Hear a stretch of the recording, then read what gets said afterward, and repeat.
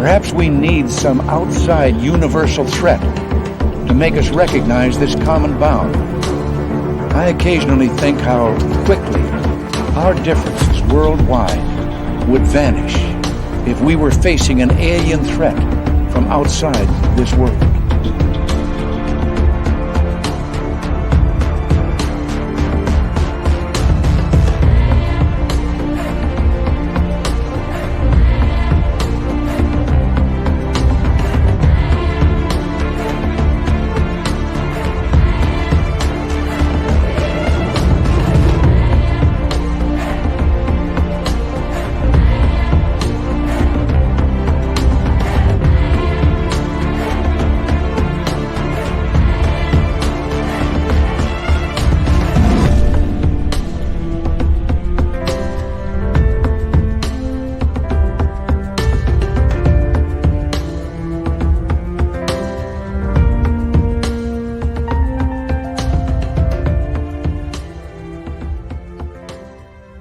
Good evening, everybody, and welcome to Spaced Out Radio tonight. How you all doing? My name is Dave Scott.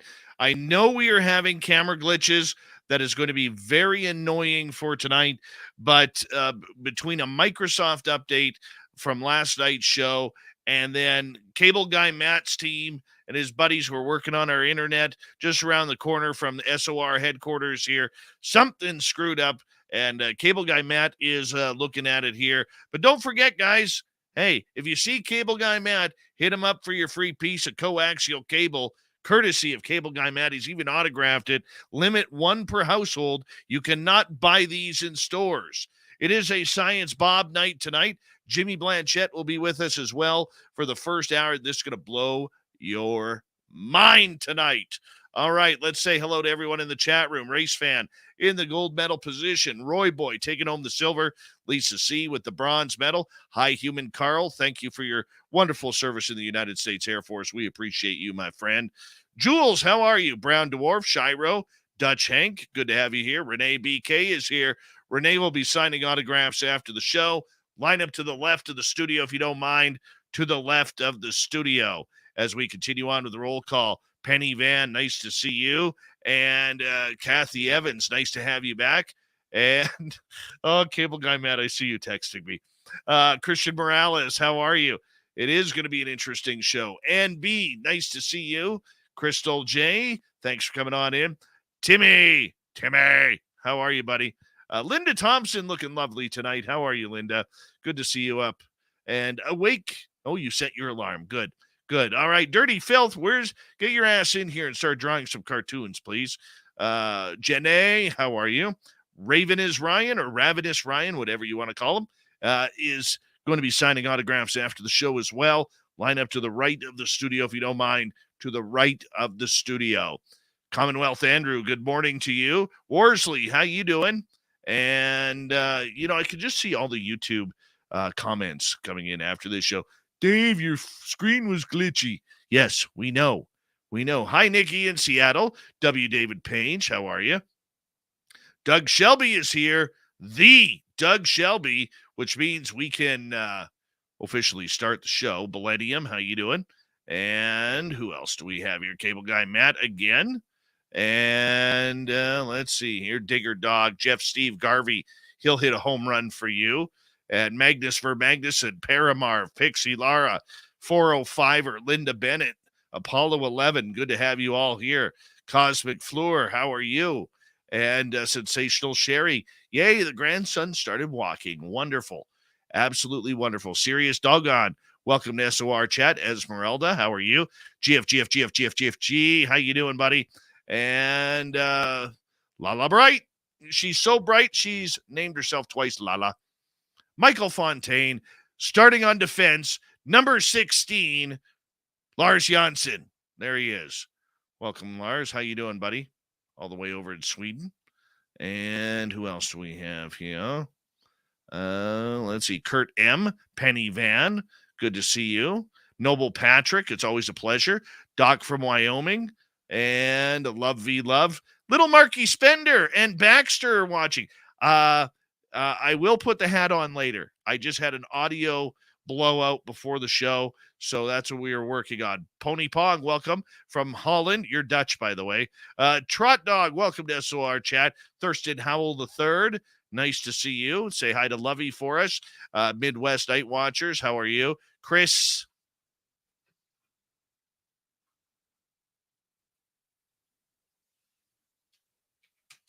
Teen, good to see you. Alien Critter, thanks for coming on in. Did I miss anybody? Hold on. Let me take a look. Once again, I apologize for the camera action. We got to do some work on it tomorrow. But the super chat is open. It's a wonderful way to support what we do on this show. And do some shopping in our Spaced Out Radio store on our website, spacedoutradio.com. I know we got some tech issues, but we're still got a show going on. Let's do this thing. Horns up. Let's rock.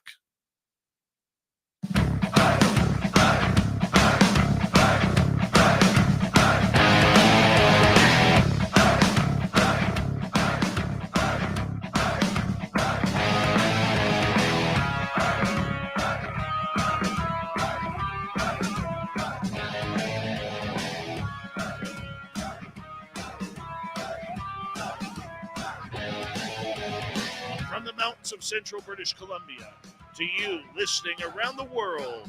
This, my friends, is Spaced Out Radio. I am your host, Dave Scott, sitting in the captain's chair of SOR headquarters. We welcome you to tonight's show on our terrestrial affiliates around North America, digitally on Odyssey Radio, TalkStream Live, and KPNL. All of our archives are free.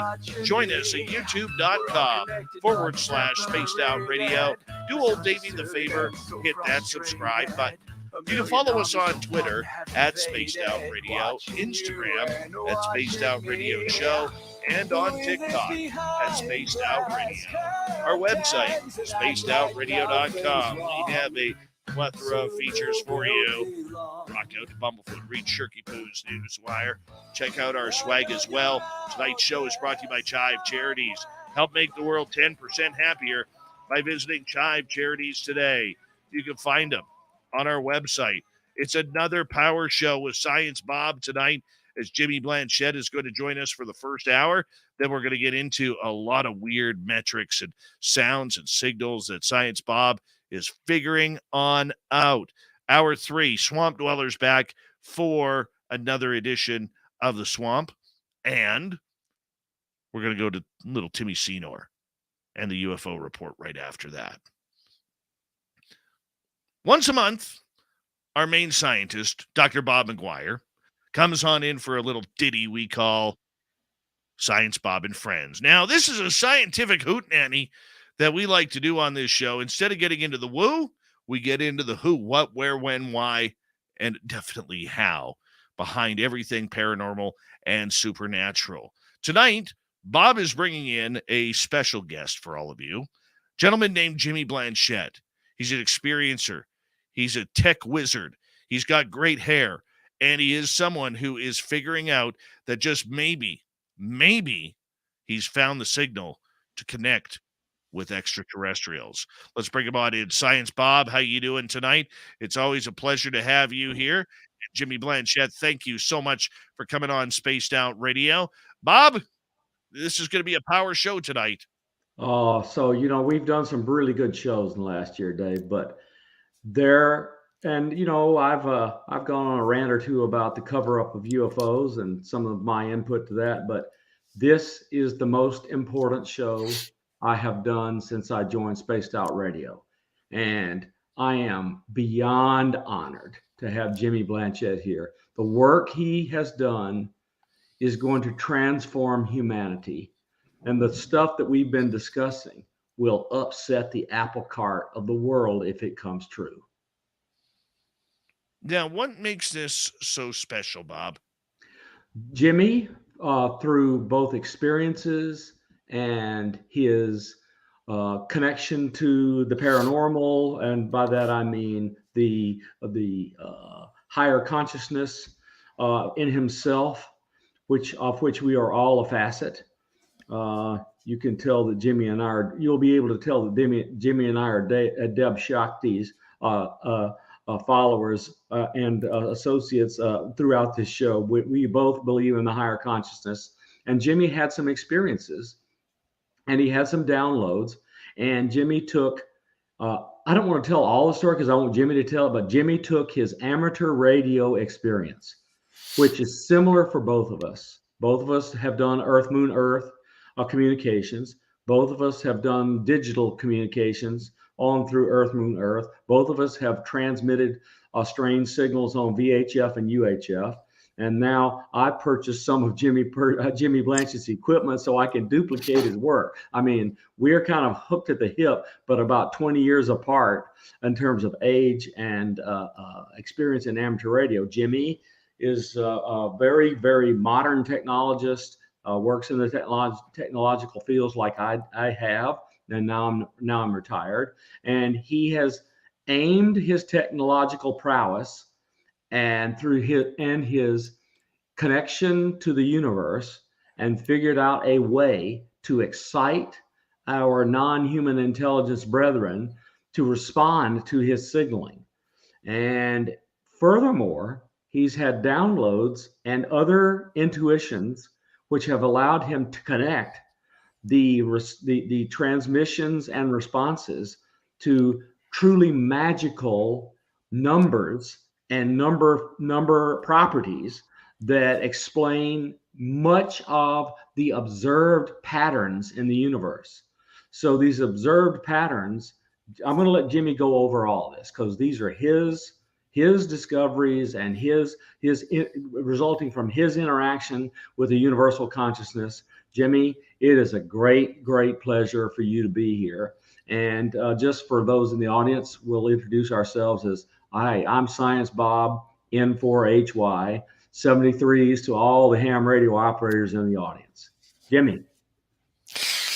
First, thank you so much, Dave and Bob, for having me on the show. Truly a pleasure and an honor. I really appreciate it. And thank you, Bob, for the introduction. It's clearly a very exciting subject that we're going to go through tonight.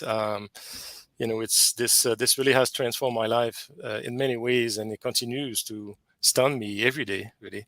It's really transformative. And so I just hope that sharing this experience with the folks out there will open some minds and get people to to explore and look for reaching this higher state of consciousness and exploring and communicating with our cosmic family out there who's waiting for us to wake up. So it's going to be a great show. I look forward to it. That's great. Jimmy, how did you get involved with all of this? When did you have your first experience? So I mean, just before I get specifically in it, I mean, pretty much throughout my life, I've been very passionate about the universe. In my teenager years, I remember reading books of astrophysics and things like that. I was always fascinated by the stars and everything. Always felt connected. Always felt deeply that we're not alone. Obviously, I mean that didn't make any sense to think that we're alone. Anyway, so I've for the purpose of this my story here. I've been an amateur radio operator for most of my life. I mean, I got my license when I was, again, my teenager years. I know Bob's also a lot of experience in amateur radio. And with a passion, I've had a great passion for building antenna. That's something I like doing for all these years. Anyway, fast forward to 2013, I became interested in a contact modality called moon-bound communication or Earth-Moon-Earth communication. I had never heard about it, and when I saw it and I read about it, that people were making two-way communications by bouncing radio waves off the surface of the moon, or effectively using the moon as a passive reflector to make a two-way communication on Earth. I said, well, this is amazing. And I said, there's no way I'm not going to try that. It's too cool. It sounds cool. I saw it as a technical challenge that I really wanted to meet. So, I started building my antenna systems, all homemade equipment. And I made my bounce communication in 2013. And so I kept improving my radio station and improving my antenna, specifically antenna systems, to improve the performance. And essentially that led me to, close to 2000, essentially in 2017, I had a pretty performant or pretty good, setup, capable of delivering about 150,000 watts of effective isotropic radiated power on a 2-meter band or 144 hertz band. And so I had a pretty good setup, and I had heard about CE5 and people making contacts and all that, and I became very intrigued, and I felt I needed to look into it more deeply. And again, I always felt very connected, and I had my own experience throughout in my life in terms of out of body experiences and things like that. So I had pretty profound experience on that end as well. So I became interested, and I said, I'm going to try this. I'm going to try this. To do human-initiated contact. It made sense to me. I felt really the time had come to try that. So it was in April 2017, and I decided to set up a group. I said I'm going to set up a group to make contact, and so I had set up. I had identified a site actually in Rose Valley, California, in Los Padres National Park, a site where I will essentially go to screen the site, make sure the site was appropriate, to make contact and to bring a group there. So that was my intention.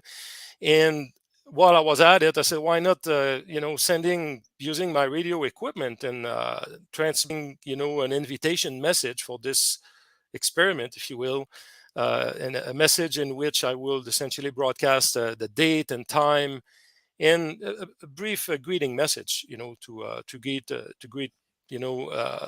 benevolent non-human intelligence to interact, at that location. And so that's what I did. I created my own kind of algorithm, created a binary code message, which I have here, by the way, and I have a few slides. I'd be happy to make you listen to this first transmission. I do have it here on my computer. And so I broadcasted throughout the solar system this greeting message a few days prior to going to the site.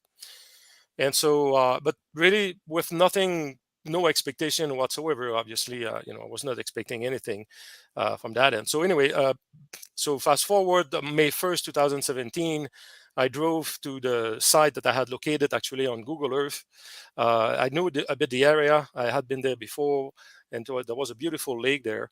And so I just got there at night and recognized it was a perfect site for future contact work, because my intention that night again was just to screen the site, make sure it was appropriate. And so to the site, and I had brought my small handheld radio, which I had set up or tuned to the same frequency that I had broadcasted the message with my large radio station. My large radio station at the time I used was, capable of about 150,000 watts of power. That's a lot of power, as you can imagine, mainly because of the antenna system I had, which really kind of focus or concentrates, if you will, the radiation in one direction. These are directional antennas, we call, with very high gain. And so this signal literally physically reach all corners of the solar system. I mean, with that kind of power, the signal will physically reach Jupiter, Saturn, and and go far beyond. So it's literally like giving a message to their doorstep if they are non-human intelligence out there. Anyway, so I got to the site. I stayed there. Maybe after 20 minutes, I put my handheld radio on the rooftop of my car. I sat on a chair and I thought I would just relax a little bit, maybe try to meditate a bit, but it was getting a bit cold, so I didn't have any intention to stay very long. And literally minutes after that, my handheld radio started behaving in a way that it had never behaved before. And I had used this handheld radio for many months, actually years, to make satellite communications and all that. So I was really accustomed, very familiar with that equipment. And this radio was, again, I have videos of it here that I can present. The radio was going off in a way that I couldn't explain. And again, I was here. I was in the middle of Rose Valley, and Los Padres National Park, where there was no cell signal around. I was very deep into the valley with no possibility of any kind of interference. Anyway, but when it happened, to be honest, I didn't make the connection. I would have never expected that this was some kind of reply or interaction to my message, to the message that I had broadcasted in the prior days. My mind, I have a scientific mind. I'm a scientist by education as well. I'm a chemist. And so, I would have of course, needed to eliminate all possibilities of a false positive before concluding was any kind of reply. So anyway, the interaction was ongoing. And again, I didn't click on the moment. I even was annoyed by the radio. I said, what's going on? I said, maybe it's too cold outside and the radio behaves, in a way that's, the electronic is going crazy or something. Anyway, so after a while, I packed up and I went back home that night. But I was happy with the site that I had found. And so, but I was intrigued, and I said, why did the radio behave this way? And so in the following days, I kept the radio clipped on my belt, on my side, while going in town. I said, look, if this radio was triggered by any kind of interference or anything like that, it should happen while I am in town, right? Where there's Wi-Fi everywhere and signals and everything. So I kept the radio clipped on my belt and did my business, the next several days, and the radio stayed completely silent, absolutely nothing. So that really intrigued me even more. And I started reading about it, that non-human intelligence, may interact with electronic equipments, and people doing C5 and things like that were having this kind of experience with, magnetometer and things like that. So the following 2 weeks later, I went back to the site. This time I was with a friend. Went back to the site, and I followed the same protocol. I broadcasted throughout the solar system an invitation message, a greeting message with coordinate time and date where I will be that night. And so I followed the same pattern. And so I drove down there. It was about an hour and maybe 20 minutes from home. And we got to the site. I was not alone. And once again, minutes after our arrival, the radio started behaving exactly the same way that it had behaved on my first experience. And then it became very obvious at that moment, and I clicked that, this was really something that was very unusual, and it was some sort of reply. And I have audio recording of that evening as well, actually. And, we were, asking questions, and the radio was clearly, there seemed to be an intelligence right behind these interactions with the handheld radio. And so this is how my story really started. From there, I bought a night vision camera. I wanted, obviously, to document all this stuff. Following this kind of radio interaction, again, I started having sightings, and many sightings. I was going back to this contact site every week, pretty much. And then I was pretty much alone. Doing the contact work with a group was a lot of work, and people don't show up and all that. I just didn't have the time to manage this, to be honest. So I ended up doing really 95% of my contact work pretty much alone, going there in the middle of, national park alone at night with my equipment. So I purchased a night vision camera. I had the radio, several radios and everything, all the gear. And so I started documenting my experiences. And this is how it started, really. And it intensified from there. And that's how I started gathering material that, I started presenting on YouTube and on Facebook and so on. So to answer your question, this is how it started. All right, Bob, we got about 5.5 minutes before we have to go to break at the bottom of the hour. I know you want to get into the juice of the matter because we only got Jimmy until the top of the hour here. So I'm going to let you take it away. We got 5.5 minutes. You're on mute, Bob. Bob, you're on mute. I was trying to be quiet so Jimmy wouldn't hear me sniffing or something. Okay, so no problem. Okay, so sorry, Jimmy. Yeah, when I come back, Jimmy, I'm going to talk about have you talk a little bit about the actual signal, and then we'll talk about the experiment that you and I have proposed, and then I want to play Lala Bright's interaction with Deb Shakti, because I think it's appropriate to play this because it's about you and me and her. So and the technique you have developed that all three of us wish to add to. Okay, so Jimmy, tell us when did you become an amateur radio operator? How old were you? I thought I was 13 years old. So it's been a long time. So our parallels are so similar, Jimmy. I became an amateur radio operator when I was 10 and a half years old. And I had to wait 20 something years before I did EME because You had to have extremely powerful, expensive antennas, etc. And then later on, I went to work in Princeton, New Jersey, and that's where Joe Taylor lived and worked. Oh. So Joe began talking to all the people who are in VHF and UHF in the area, and he wanted to try to do this digital signal, which would bounce signals off the moon. Now, he asked me to work on the forward error correction, and I gave him a version of forward error correction. It turned out not to be good enough, but Joe is brilliant beyond compare. I mean, he won a Nobel Prize in physics for studying black holes and proved Einstein's theory of relativity to more an accurate level than anyone before him in history. Okay, so he figured out a way to encode stuff that would get the signal up and out of the noise and copyable once it went to the moon with very tiny systems. I mean, yours is a big system, but in Earth, Moon, Earth, it's a tiny system. It's compared to these monster dishes with extremely high power and megawatts of radiated power that a lot of amateurs used before Joe Taylor. Okay, so I also took a library called Port Audio, and the Port Audio that was in the first version of Joe Taylor's work, I did the interaction. So I was there at the beginning. Of course, he left me in the dust with all of his work because, I mean, he's just amazing. I mean, we now do meteor communications and Earth, Moon, Earth communications and HF communications, shortwave communications, VHF communications. All of these ways of communicating are now done digitally by methods that Joe Taylor developed. It's kind of amazing, isn't it? Oh, absolutely. And Joe is very known, I mean, worldwide now, and it's spread to HF. I mean, it started again more moonbound kind of focus and meteor scattered. And it's with his latest, versions, it's it has really changed the world. I mean, you can literally make contact around the world with 5 watts now. This is fantastic. Well, I want to add one anecdote before we have to go. It's a short one. Then we're going to have to go to break, and then after we're going to talk more about the technique.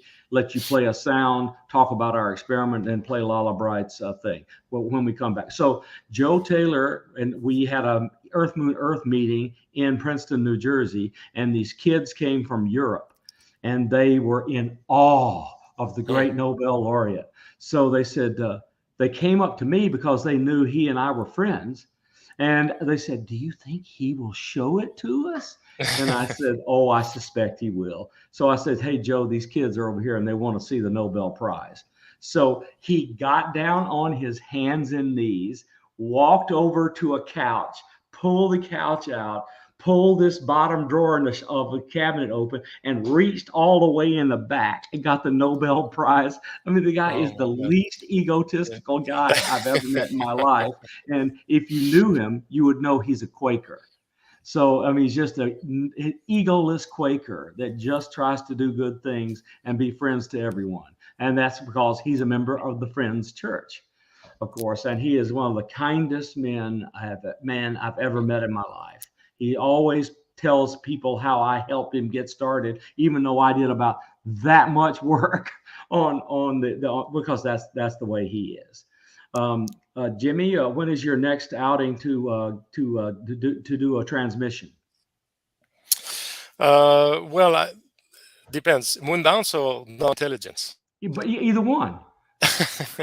I'm doing more non-human intelligence now. I mean, I have completed like over 700 two-way communications via Moonbound. So I've done a lot. So I'm spending less time on doing Moonbound communication now. I'm focus all my efforts on the work that we like to do, and we'll do more.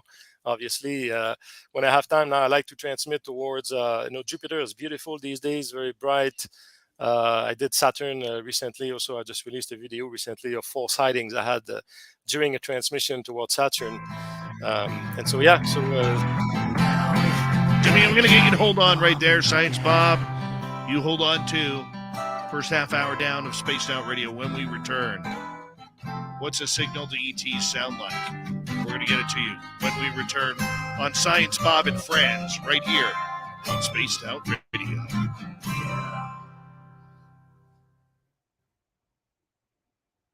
All right, we're clear, guys.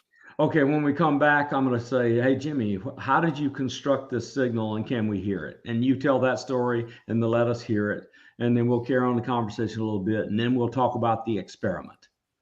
That sounds good. Do you want to hear the first transmission in binary code I did, or the I would current like one? to hear the first one. And I'd also like to hear your latest version. Okay, excellent. So I will get a copy of the latest version. Perfect. Let me do this now. Because you've done nonstop development. Oh yeah, oh absolutely. I mean, I'm he's doing- sending ideograms now, Dave. Nice. Yeah, the latest version I have has a message, kind of written message in binary codes, and there are pictures of the Great Pyramid, the coordinate of all the ancient sacred sites that are lined up around the Earth, like an equator, some mathematical equations. There's a voice of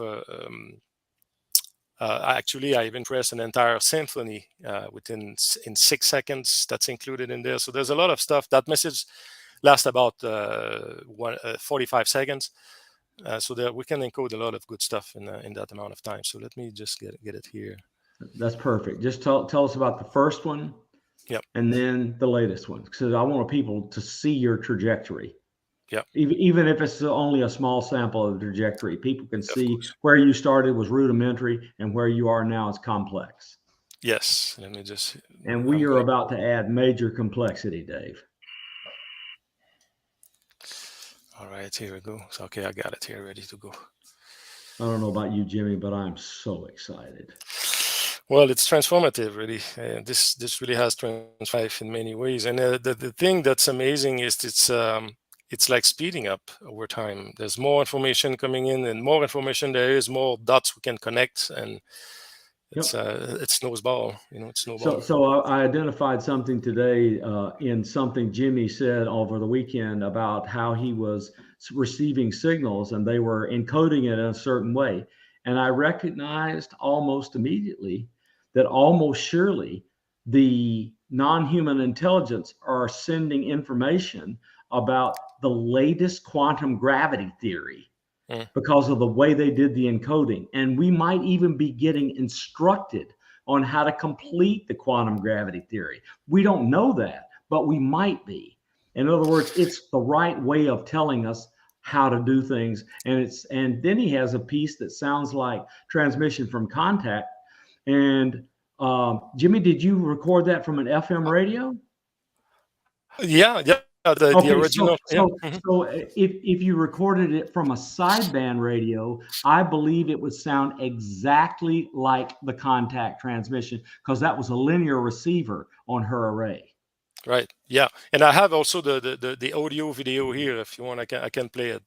Let's play some stuff, and then let's jump into the last. Well, not right now. Not right now. Don't play it right now.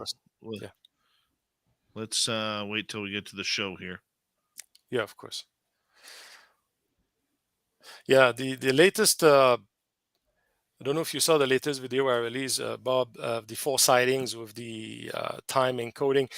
All the information that's coming through right now, it's always related to these harmonics, golden ratio, harmonics 144, 432, and golden ratio, and it's all ties back to quantum physics because when this connects directly to the tetrahedron, the 64 tetrahedron grid, and the inscribed sphere and the volume of energy. I did all the math on it, and it's just amazing. These numbers are matched perfectly. I mean, very high accuracy, and that's what's encoded even in the Great Pyramid of Giza. Not only that, the E8, the E8 group contains every piece of that inside it, and that's what this quantum gravity theory is being based on. Yeah. And you saw the Wikipedia article I sent you. We can go a lot further with this. Yeah. But I mean, the minute I saw you were doing these harmonics and you were doing like the transition levels between quantum levels, and it was just amazing. I really got fired up, Jimmy. It almost feels like, to be honest, because I've had several sightings that are always rendering the same information, this like the keys of the universe, and it almost feels like they are giving us the keys of the universe right in our face, through megalithic constructions, through the pyramid, through these sightings. and they are just waiting for us to connect the dots on this, because it looks like, I mean, clearly this has the power to free humanity if we used it for technological purposes and develop technology based on that.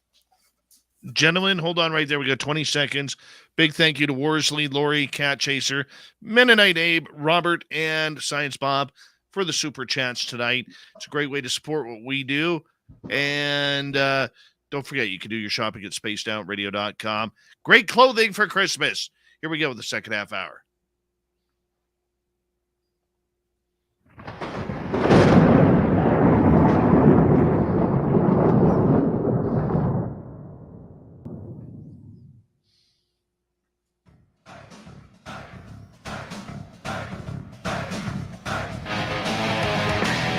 Second hour of Spaced Out Radio is now underway. Good to have you with us. My name is Dave Scott. Very much appreciate earning your listening ears. Want to remind you that if you've missed portions of this show or others, check out our free archives by going to youtube.com/Spaced Out Radio. Do old Davey the favor, hit that subscribe button. Our website is spacedoutradio.com. We have a plethora of features for you. Rock out to Bumblefoot. Read Shirky Poo's Newswire. Check out our swag as well. Follow us on Twitter at Spaced Out Radio, Instagram at Spaced Out Radio Show, and on TikTok at Spaced Out Radio. Science Bob and Friends continues right now as we have special guest Jimmy Blanchette here.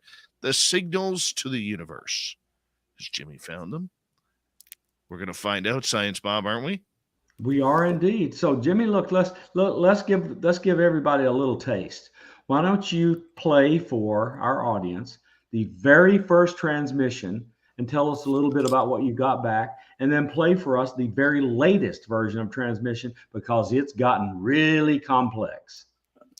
All right, that sounds great. So let me share my the audio. I need to share my audio system audio, and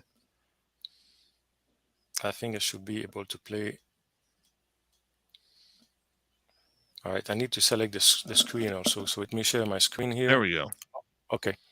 And what I'm going to do, actually, I do have the video of it, so I can play the video and audio for those who are on YouTube can watch the video. Perfect. All right. So this is the very first signal. So let me just pause this so you can see the screen, hopefully, in the sound. Yes. Is the sound okay? Very good.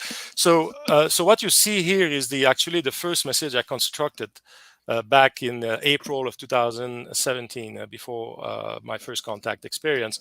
And you can see here, this is a binary code message. So if you can see in each of the sentence of that message was encoded at a specific solfeggio frequency. Right, 396 hertz, 417, 528, 639, and so on. So I had constructed, that message with different solfeggio frequencies, and this, as you can see here, if I zoom in a little bit on the picture, you will see these all kind of packets of 8 bits. So this is just basic binary code. So this is what I put together. That message contained date, coordinate times and date where I will be on that night. So this is how it sounds like.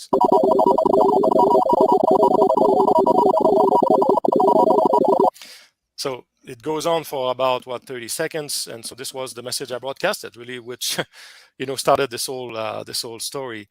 And then let me play a second message, which is more a recent version, and that version. So that version contains an entire picture. I can encode now different things, in these messages, but this particular message contained actually an invitation message for a triangular craft, which has appeared to me 4 times now on video, and there's actually very profound mathematical information encoded in the shape of this craft. I call it the golden ratio triangular craft, because if you take any side of this triangular craft and you divide by any other side, you always get the golden ratio, or the golden ratio squared, which is just fantastic in itself. So this is how it sounds like, and this is the message I had created for this craft to was welcoming this craft to materialize and show up, and which it did, which I captured on camera back on April 23rd of this year, 2022. So here how it sounds like.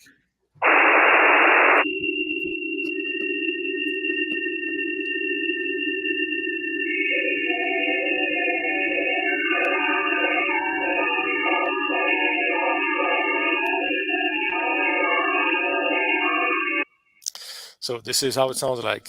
So hopefully that gives a good idea of. Sorry, Jimmy, that was the craft responding back? No, this was my transmission. It was a message I put together to welcome this triangular craft to show up, to materialize. So they did. I captured the sightings on camera.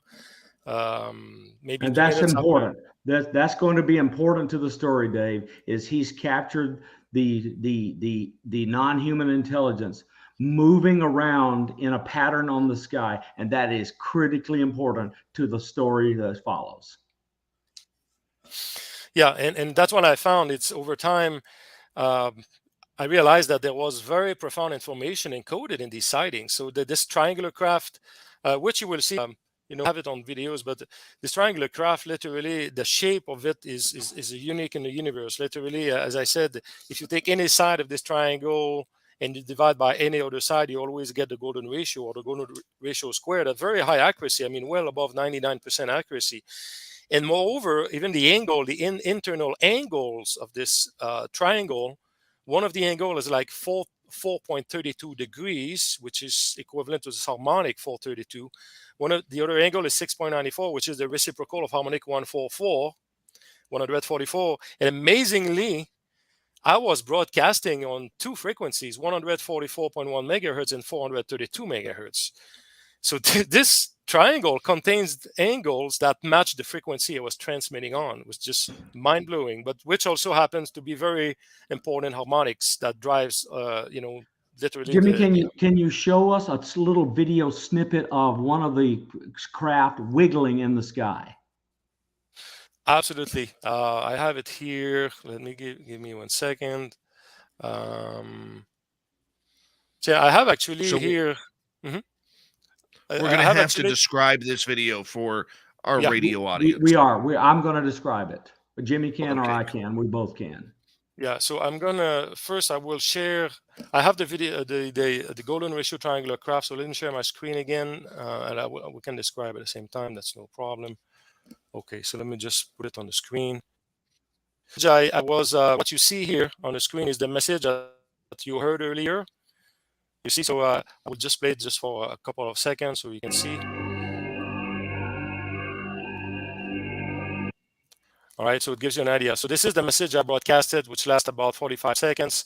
It's a welcoming message to, welcoming this craft, which I had materialized 3 times before materializing again in April.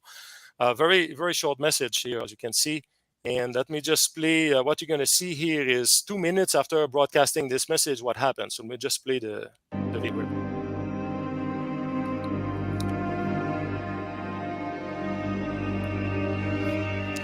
So what you see here is an antenna array. There are 2 antennas in the middle for 432 megahertz. So this array system on 432 megahertz is capable of deploying 250,000 watts of effective isotopic radiated power. And the 2 antennas on the edge is there on the side or for the 144.1 megahertz, which spits out about 150,000 watts. So I was here broadcasting, or after broadcasting the message, this is what happened.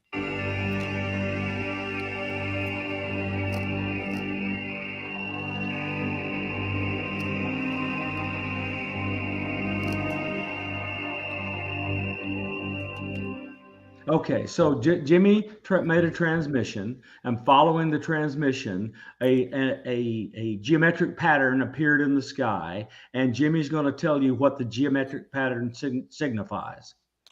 Exactly. So what we see here, I have on the screen, you can see of this craft. Now, this was a different time that it appeared, but you see on the left this free light, if you will. It's like in a triangle shape. So I zoomed in here in the middle, and on the right side. So what I did at the time, I got a printout, literally a physical printout of this graph, and started, measuring relatively with a ruler I had to look at the sides of this triangle, and realized that there was mathematical information, very profound mathematical information encoded in it. For instance, if you take this side C, right, 21.35 centimeter, and you divide by side B of this triangle, which is 13.30 centimeter, you get the golden ratio. The theoretical golden ratio value is 1.618, and what we got here is 1.605, so 99.2% match with the actual theoretical value.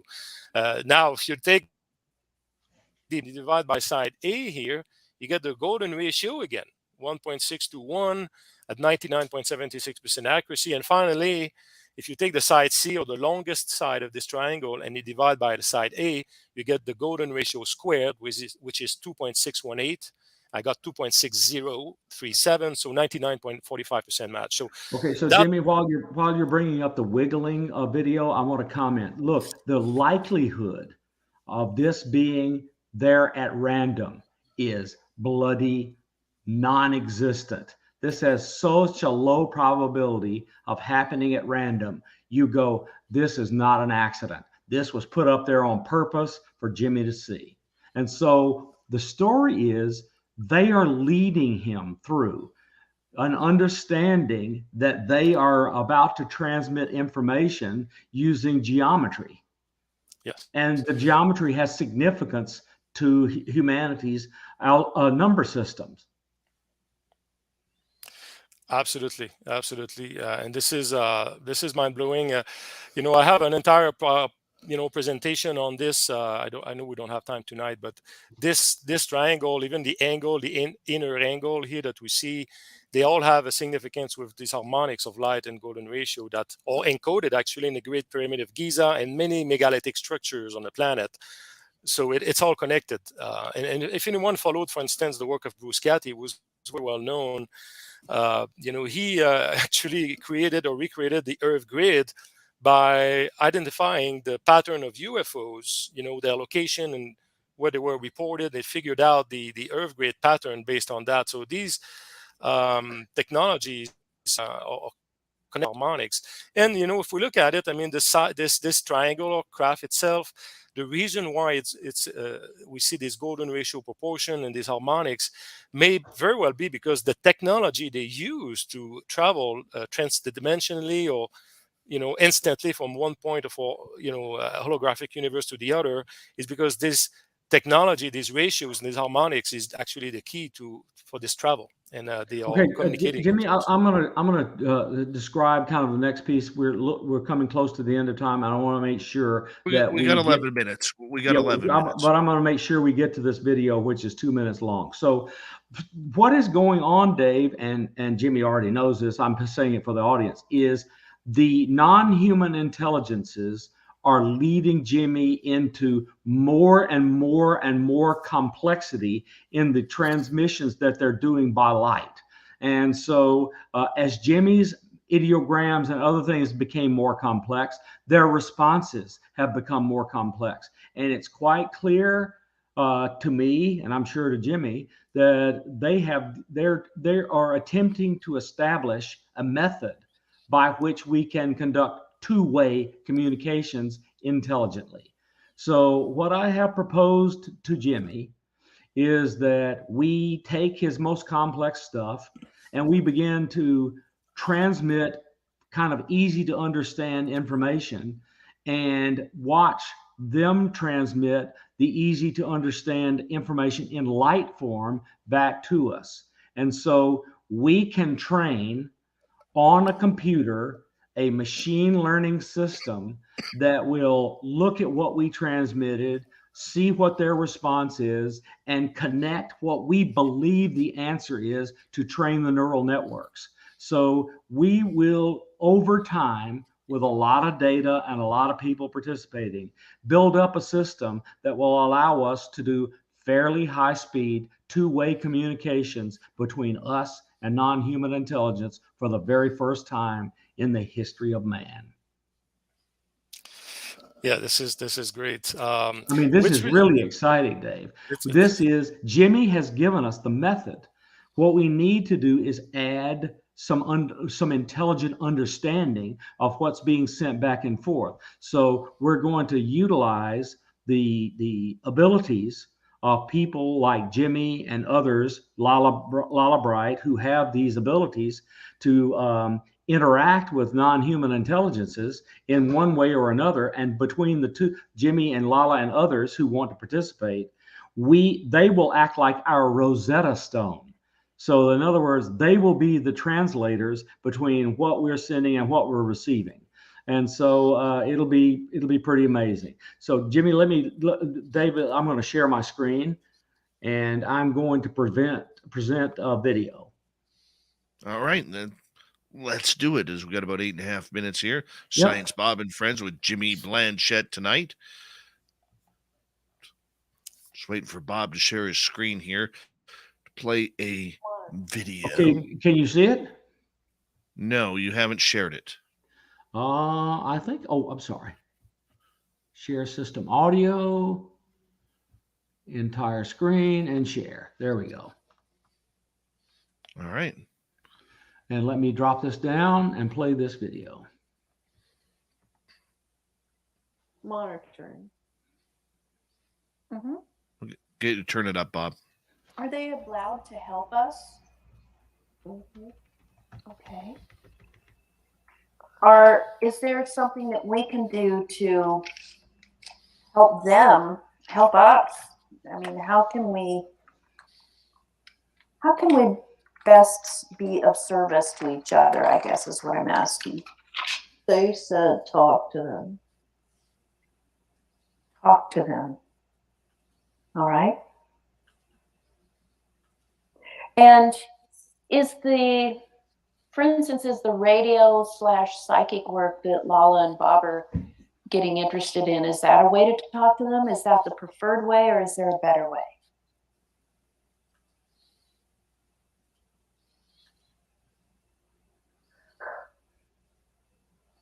That's easier. But everyone pretends they're not there. You just have to talk. Okay. Okay, let me stop it right there.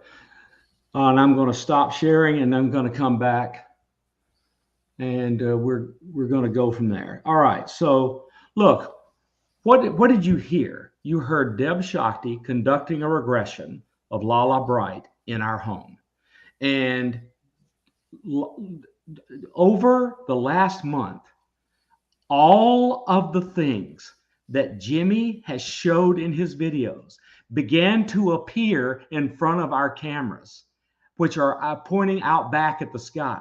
Every one of the things, the lambda, the triangle, the wiggly thing, we were not transmitting, but we were interested in what Jimmy was doing. And what they're doing, Dave, is say, hello, wake up. Help Jimmy figure out how to do two-way communications. So Lala was asked by Debs when she was connected to her higher consciousness, can we do the communication?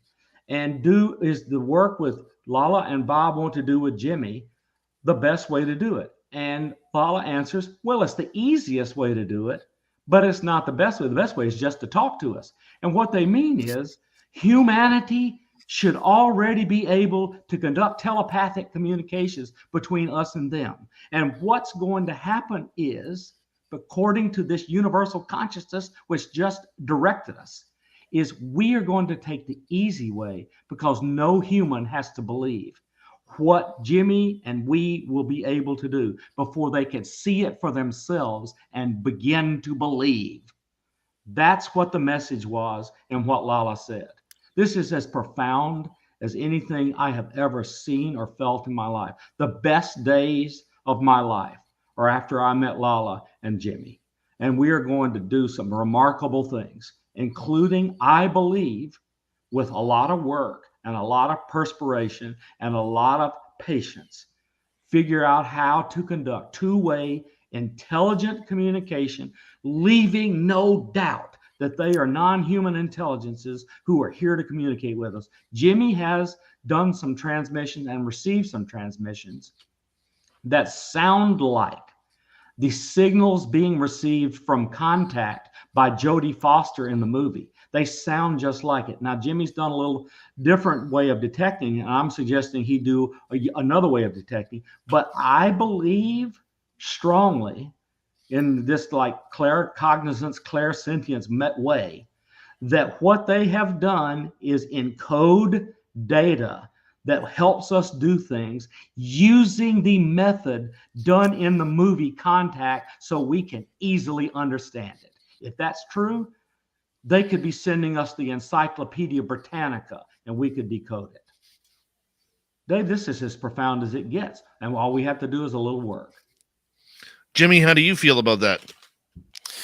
Well, this is very exciting. As Bob said, for those who've, this contact modality has been, since 2017 shared with some folks, some experiencers, and it's been utilized around the world in pretty every continent, literally. I have a team in Japan, Australia, Europe, and they've all been successful. I don't know anyone really.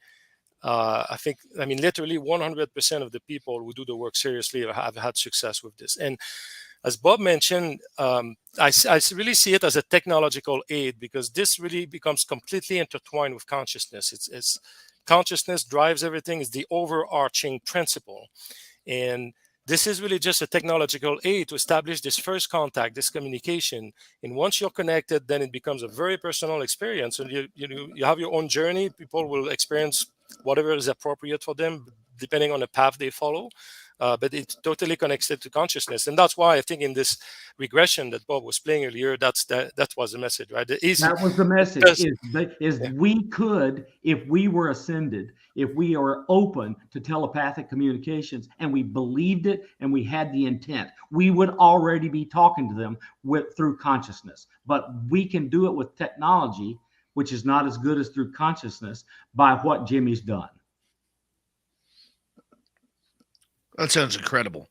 It really does sound incredible. I'm sorry. Did you ask a question, Dave? How do we know, though, guys, that any type of return signal will be coming from an intelligent craft or being of some sort? Oh, that's pretty easy. I mean, look, Dave, these signals coming down can't be random if they're going to contain intelligence. So we will, with help of Jimmy and Lala and others, figure out some decodings. We will feed those decodings into a machine learning apparatus, and it will learn to decode the visual imagery that we're seeing all on its own. But we have to train it how to do it. It's a baby, and we're training this baby how to talk. But we're training it with data. And if we look at the sightings, for instance, I showed earlier, and I have a version that's much more detailed, has much more profound information behind this, but the sighting themselves kind of validate themselves in terms of there's an intelligence behind it. These things you cannot just have a golden ratio triangular craft popping up in the sky, this mathematical information that we can validate mathematically. It just doesn't happen this way, right? It's not an accident. And let me add, before Jimmy has to go, one critical thing he has done recently is identify a geometry. This geometry is at the heart of the current theoretical physics work in quantum gravity. I mean, Dave, this cannot be random. It has to be from an intelligence. Well, you'd hope. But with 40 seconds to go, are we training them or are they training us? Yes, we are training them how we speak, and they're training us back how they speak, and they are sending intelligence information to us that I hope we can use. And if we go even more profound than that, if we consider that time is an illusion and doesn't exist, and we know that's the case, it's been proven in quantum in physics. We may be teaching ourselves. We may, or some aspect of us, higher version of us, consciousness-wise, may be teaching ourselves here, to wake up and realize what's really out there. And so that's we evolve, through that Jimmy, process. I cannot thank you enough for being on tonight. Jimmy Blanchett, we got to get you on. We can do this for a longer time.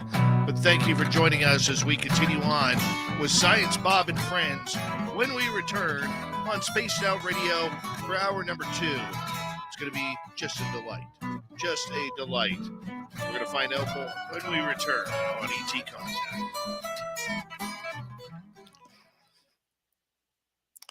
Very good. All right, Bob. we're clear. Oh my goodness! Look, when I realized that the non-human intelligence was playing back for me the things you had seen in the order in which you had seen them, Dave, that's not non-human. That's a non-human intelligence or human intelligence from the future. They were playing back for me the things Jimmy saw in his experiments in the order in which he saw them. Dave, that's not random. Not random at all. Yeah, and I saw. Yeah, I'll let you this guys is chat for a couple seconds. I'll be right back. Sure. Thanks.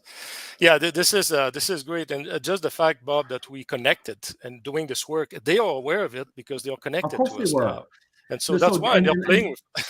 And one of the things we did not get to cover is once you began doing these transmissions, you asked them with your consciousness to help you with your outer body experience. So you're one of the ascended in that you're already in direct consciousness communications with them, and they listened. Once you had them there, you asked them and they helped. Yeah, exactly. And, it's profound. That's something that I realized recently. I mentioned that I have had many out-of-body experience in my life, even more in my childhood. And I had also a visitation in my childhood. I was one morning, paralyzed in my bed and face down, and I could feel and hear beings around me, but I was not allowed to see them. I could not see them. But anyway, I've had all these experiences throughout my life.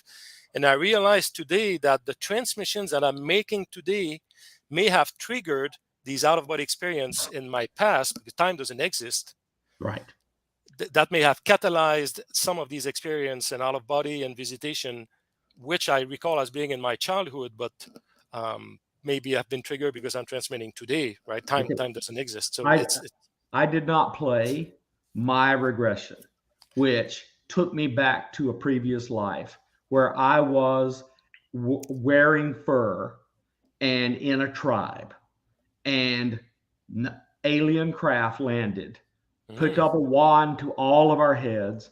And before I died, because she brought me to the end, my intelligence had increased by double. Wow. I mean, the aliens came down and modified us. Wow, you give me goosebumps just by saying this. So it's and they were watchers. And now Lala Lala and I both know that we have been picked by the watchers to do some work, and our lives were arranged for us before we were even born. Absolutely, that resonates with me, and I know that what we're doing today and will be accomplishing is not an accident. And so half the audience will think you and I are crazy, but I don't even care. No, this is real. I mean, there's a lot of evidence of it also, right? And that before I came out public with this, I made sure I had a ton of evidence. So, if you can share some of the videos, and we have to overcome the skeptics. But on skeptics, I mean, Lala and I are we don't care if you're skeptical or not. We know what we've seen and done. Yeah, no, absolutely, and that's right. If you present that video in the next hour, that's going to give them some ideas of what the work can accomplish. But it's great. Look, Bob, it was such a pleasure talking with you, and I'm glad we actually see each other. Jimmy, I got to tell you, it's great that two amateur radio operators about to turn the world on its ear. Yeah, it's fantastic. I'm so happy about this. I have a colleague, an amateur radio colleague, to do this work with me. So this is fantastic. and we have different levels of expertise in different areas, so we complement each other. And Jimmy, I am truly, truly, truly honored to help you in what you've done. It's an honor to help you, Jimmy. I am so profoundly moved. It brings tears to my eyes and a lump in my throat. Jimmy, it's great to be your friend. Thank you so much, Bob. It really touches me, what you're saying. So I really appreciate it. Truly, it really touched my heart. Jimmy, so thank you so much. Absolute pleasure. Thank you so much, gentlemen. Have a great evening. Good night, and we'll be in touch. Okay? Good night. Take care. All right. That Jimmy was not long Blanchett, enough, everybody. Dave. Not long enough at all. I'm like losing my voice here. Excuse me, guys. I'm trying to regain my voice. How long till we go again? About 30 seconds. Okay. 90 seconds. Okay. I'm good. I took enough caffeine to jolt a cow. Excuse me.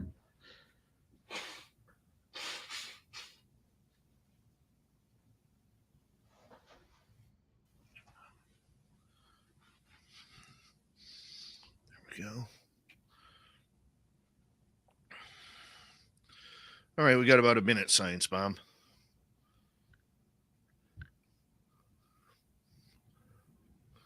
Overbuilt Automotive, how you doing, man? Boom Jim, it's been a while. Hadley, how you doing? Let's see. I want to say a big thank you to Bob, Robert, Mennonite Abe, Cat Chaser, Lori, and Worsley for the super chats tonight. And yeah, I'm feeling fine, Penny Van. I just through all the transitions that I'm doing with my body, it's hitting me right now. So we'll suffer through it. We'll suffer through it for a little bit at least. All right, we got about 8 seconds here. Laura Sosa, how are you? Here we go.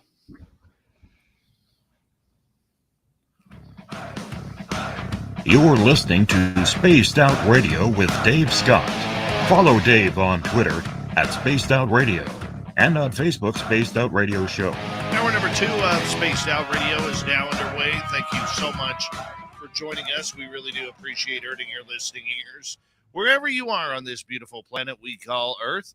Hello to everyone listening in on our terrestrial affiliates around North America, digitally on Odyssey Radio, TalkStream Live, and KPNL. All of our archives are free. Join us at youtube.com/Spaced Out Radio. Do old Davey the favor. Hit that subscribe button. The Desert Clam has set the password for tonight in the SOR Space Travelers Club. Jargoon. Jargoon is your password. Use it wisely, space travelers, as the Clam sets a password each and every night right here on Spaced Out Radio. Our website is spacedoutradio.com. We have a plethora of features for you. Rockcoat to Bumblefoot, read Shirky Poo's Newswire. Check out our swag as well. Follow us on Twitter at Spaced Out Radio, Instagram at Spaced Out Radio Show, and on TikTok at Spaced Out Radio. All right, let's continue on. Science Bob and friends, Dr. Bob McGwier is here after a power first hour with our special guest, Jimmy Blanchett. Bob, what an hour that was, talking about frequency and trying to connect with aliens. Well, what can I say? I mean, Jimmy's work is brilliant. And Lala and I put up these $29 cameras that are amazing.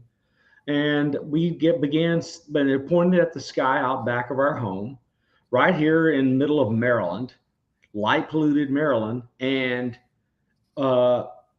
we began to see, in the order in which Jimmy saw these things, the same things in front of our cameras. Years later, but in the same order he saw them. Dave, even a dummy like me can see it. That this is not random. And you cannot make these complex geometric patterns happen at random in star fields. I mean, Dave, they're telling me to get off my tail and go help Jimmy. And so that's what we're going to do. Well, I think that's a brilliant idea. So we're going to share a ton of stuff that Law and I are, because after our regression, we are now seeing fairies fly in front of our camera, UFOs and orbs everywhere. We've had triangles fly over our car. Dave, our life will never be the same. Once you go alien, you never go back, Science Bob. Well, whatever these intelligent elves are elves aliens?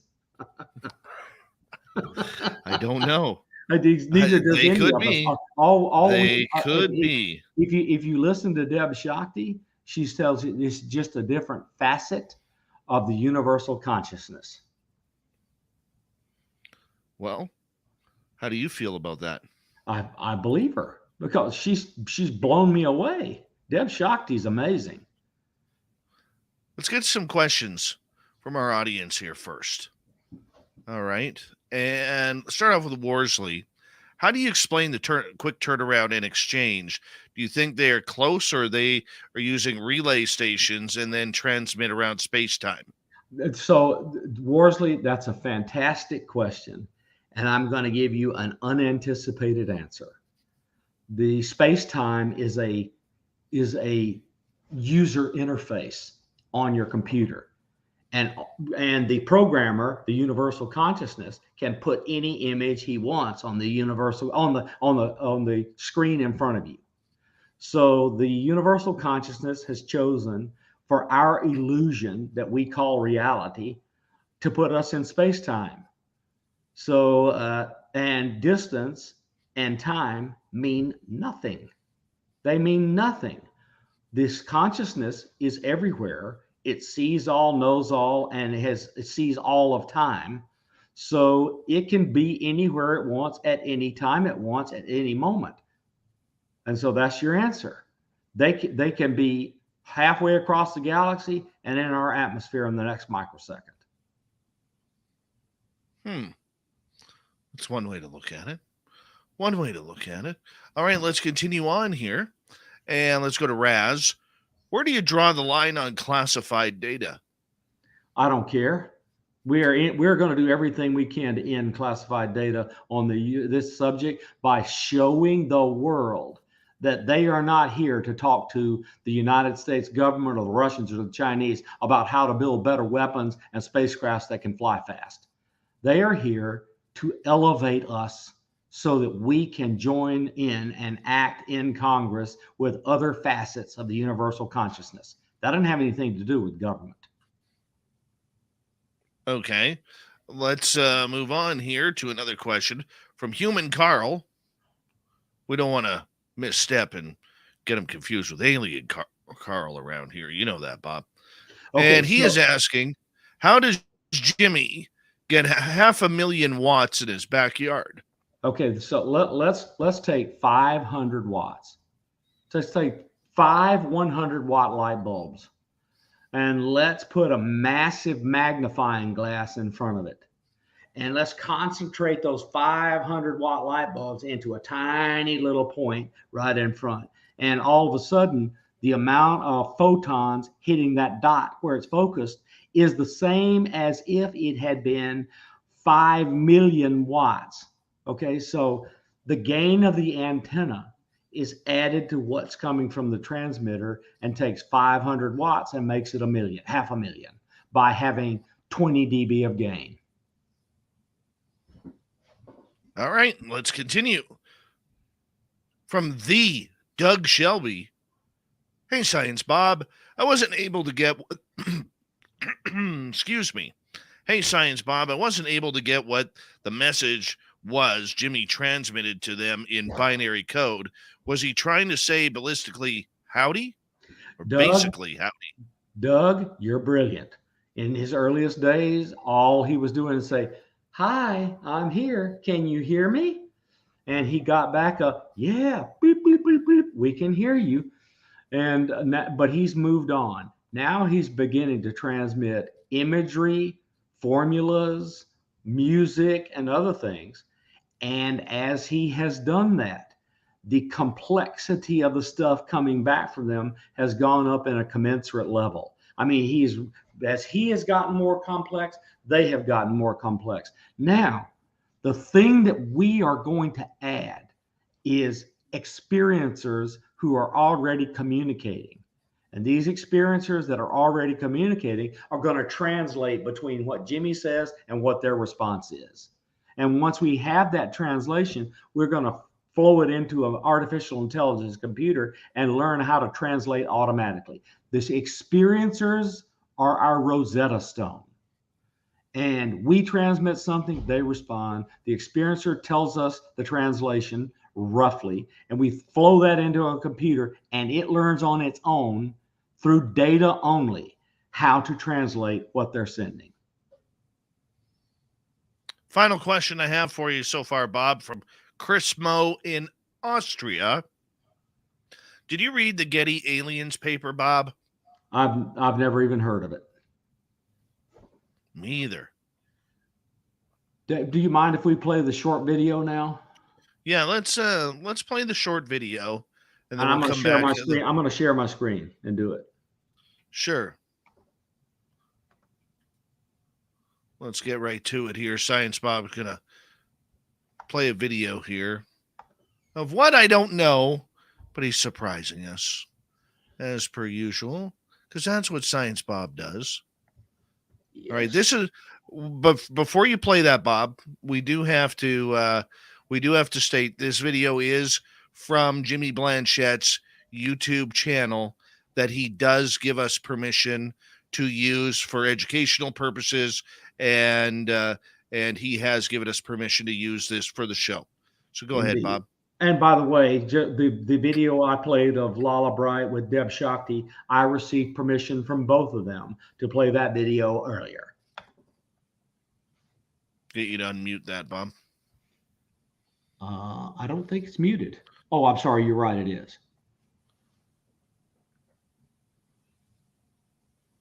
So it says in November 2020, a contact invitation message was broadcasted throughout the solar system and beyond to invite friendly civilizations to manifest their presence in the sky during daytime. The extraterrestrials were promised that upon honoring the contact request, the daytime sighting produced would be shared with the rest of humanity.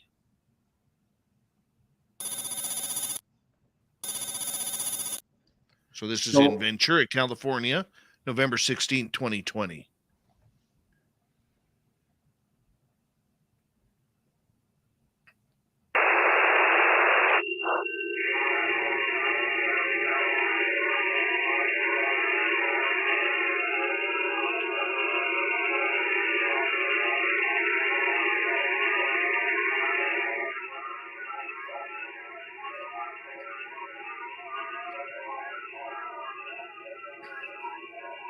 So what you're hearing is the signals of the transmission that Jimmy Blanchett was making towards the sky and sending out through radio signals in the sky. So what he sent was a picture, and the picture says human-initiated contact invitation, greeting you with love and peace. And he shows the picture from Close Encounters of the Third Kind of the French scientist wiggling his hand in front of the alien. And then he shows what's his name from Switzerland or wherever he is in Europe welcoming a close encounter. So the transmission was addressed to the Andromeda Council, the Galactic Federation of Light, and all friendly civilizations from the fifth dimension and above who are willing to make contact with mankind in universal peace. If safe and appropriate, humbly requesting to see your beautiful ships during daytime near me so I can share with the rest of humanity. Welcoming your protection from an ambassador to Earth, continuing planetary advancement. And he got a response. And what did the response say? We're going to get there in a second.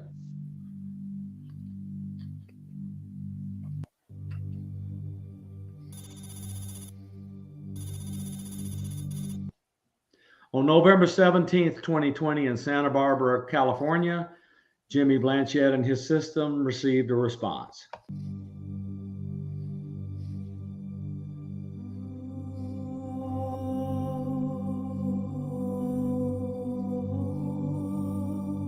At 12:11 p.m. in the afternoon, we saw a craft in the sky, and we are watching a video of the craft in the sky against the clouds.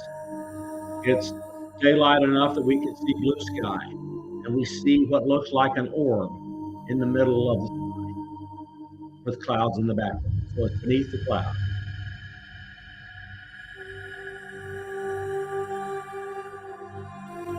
So the post-analysis of the object's trajectory showed that no object or celestial body should have been present in the region of the sky. And not only that, you can look at the video and it's pretty clear it's beneath the clouds.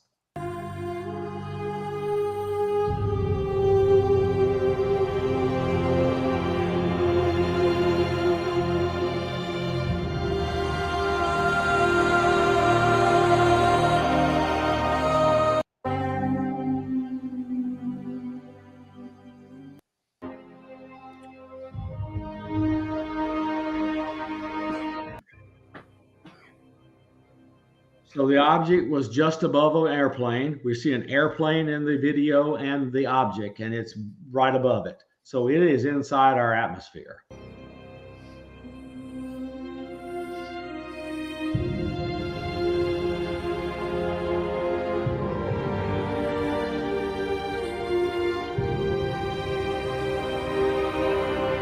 Now, Bob, I want you to pause right there, because for the people who can't see this, or if they go and view this on our YouTube channel or on Jimmy's, there's always going to be the skeptics out there who say, well, hey, isn't that a star? Isn't that some sort of couldn't it be some sort of weather balloon or something along those lines rather than a UFO? I mean, it could be just coincidence. If he's along a flight path, which obviously he is with the airplane flying by, could it not be something less extraordinary? The reason, I'm going to give you all the reasons I see why it cannot be. First of all, it's bright and looks spherical. The airplane is seen easily because it's reflecting the light from the sun and down to our eye. This object is round and it is uniformly illuminated. You cannot reflect the sun from the backside of a sphere. So the backside of the sphere would be dark because that would be in its quote nighttime. Furthermore, you see the object moving around in somewhat random fashion. So it's has a little wiggles in its trajectory. That's number one. Number two. Number three, given that it was traveling as fast as the airplane was earlier in the video, it cannot be a balloon because it was traveling as fast as the airplane earlier in this video. So we've ruled out that it's a balloon. We've ruled out that it's a star. We've ruled out that it's anything but something floating right now, floating in the atmosphere. And we are going, this object floated in the atmosphere so long that nothing we can think of would allow it to float there for as long as it did, because that requires a tremendous amount of energy just to sit there and hover at that level. And it's high enough in the atmosphere, you can't do it with fans. And if you tried to do it with fans, you'd run out of gasoline or battery in a heartbeat. So this is not a drone. This is not a helicopter. This is not a balloon. We have ruled out all of these things from the physics that I've just given you. Wow. Okay, in this piece, we're showing that there are two objects. There's one that's brightly lit and one that's dimmer.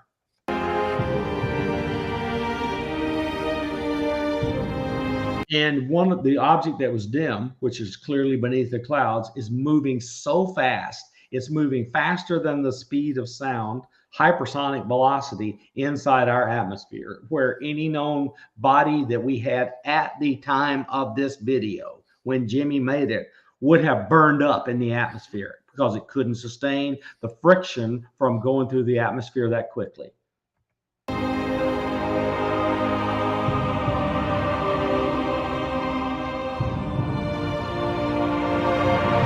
What the non-human intelligence is doing is showing it can do two different things in one video that are impossible by physics known to man.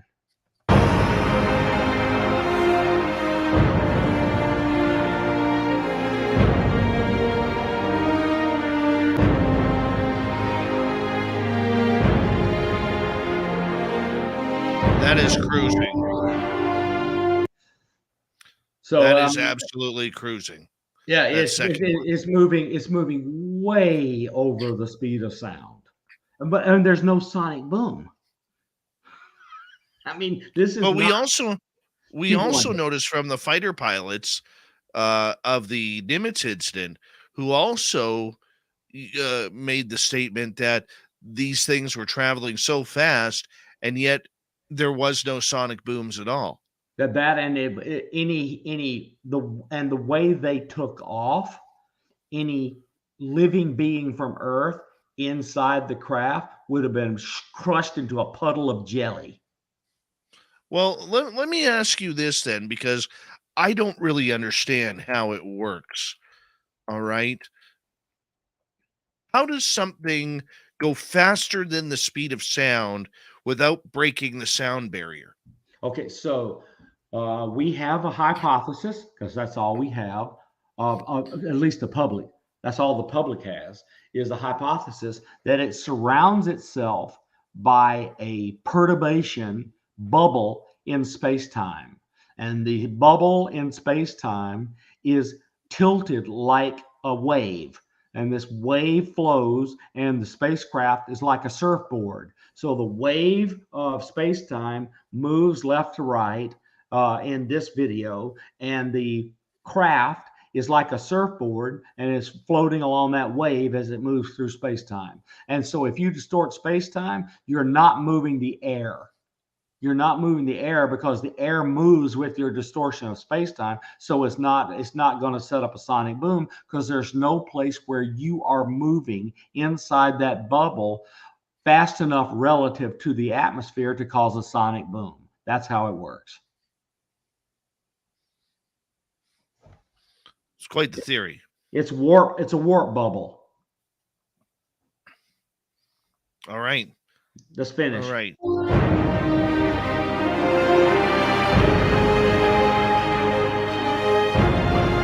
So Jimmy points out, at full speed, the object is almost too fast to be seen. Yeah, it is hypersonic. And anything we built at that time would have burned up in the atmosphere.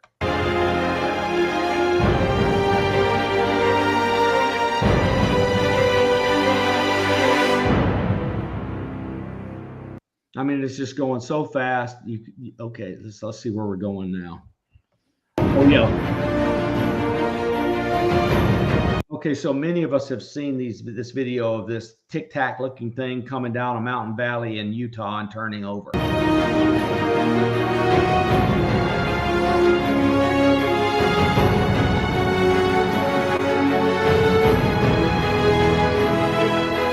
Okay, so Jimmy took his video camera. This will be the last of this, Dave. He took his video camera and he zoomed in on the glowing object. This is very good to see, because the object is uniformly illuminated, and it is illuminated. It is the luminosity is internal. This is not reflected sunlight, because it's uniform. And if it were sunlight being reflected, the back side of the sphere away from the sun would be dark. And you will notice, we notice in this picture, this stopped frame, that there is a bubble of darkness around the shining sphere. That would be the warp bubble. And we're seeing it right in front of our face. And you can tell from the way the warp bubble is dark on one side and dark on the other and lighter along one axis, that is the wave that the bubble is surfing through space-time. Dave, that's enough of this, because he just does concluding remarks. So I'm going to stop sharing. All right. Thank you, Science Bob. We got under a minute to go here. And when we return on Spaced Out Radio, if I can get control of my voice, we're going to go to more audience questions. And Science Bob is going to detail the real science behind trying to communicate with extraterrestrials. Bob, this is just absolutely incredible. You know, if we can break through this, these may be secrets with 30 seconds to go that only governments like the United States have. And if they do, they may not be able to do what we're doing. But look, I'm sharing the idea. I'm telling everybody how Jimmy and I are going to do it. So if the government can't do it, take it freely. But let me tell you what, you ain't going to keep the crap secret, because when I figure out how to communicate, I ain't talking through you. There you go. There you go. This is why we love Science Bob around here on Spaced Out Radio. Dr. Bob McGwier comes in each month to go through the who, what, where, when, why, and how of everything under the paranormal umbrella, where we are more who than woo. Science Bob and Friends continues on Spaced Out Radio right after this. Stay tuned.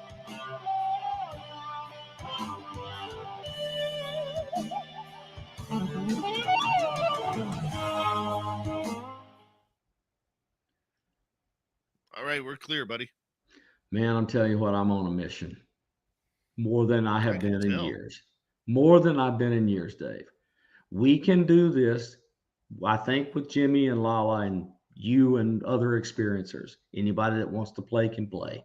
This is not about me doing something that Jimmy and I are going to make money on. We don't care about money.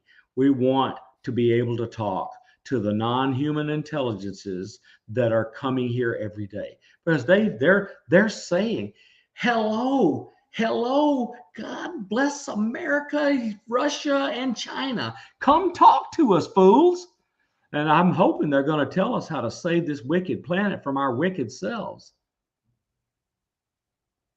We'll see how they do. We'll see how they do.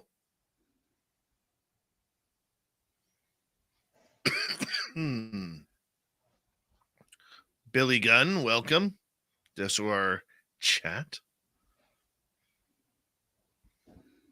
Oh man, the day I saw what Jimmy was doing, I went, oh man, this is so neat. I got to get this equipment. So I started getting the equipment. And as soon as I started getting the equipment, the things out back started sending these things he had seen in the order in which he had seen them. I'm Dave, you cannot make this up. This is not some fiction. This is stuff that's happening right in front of my eyes, along with my girlfriend on our IR camera. It happens that way. Yeah. Dude, when I met you and Chris Bledsoe, I went right down the rabbit hole. Yeah, you can blame us. I do blame you. You should. I know, and I'm happy to blame you. Thank you.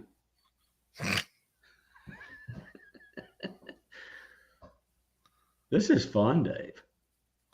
And I know that if we succeed, it will be for the good of humanity, because we're not keeping it secret. We're going to give it. I'm going to tell everybody on the planet Earth how to do this communication on day one. Try that, government.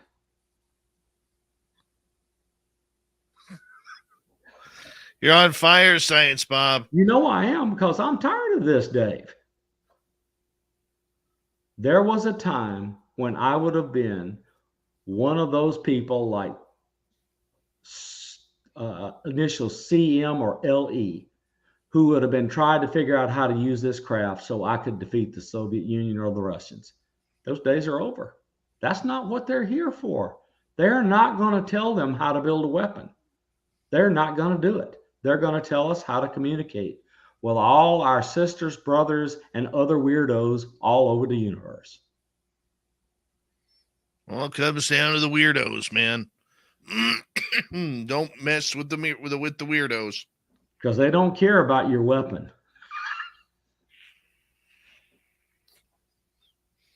No, they don't. They don't care about your propulsion. Nope. Hi, Asimov. And Melinda, Leslie, and others like her who've put their hand on the panel and the craft lifted off with their mind. There you go, Dave. It's all about consciousness. And the consciousness, asking of the universal consciousness to move you through the construct of space-time is how we will and even Ben, what's his name, from Lockheed Martin Skunk Works knew this.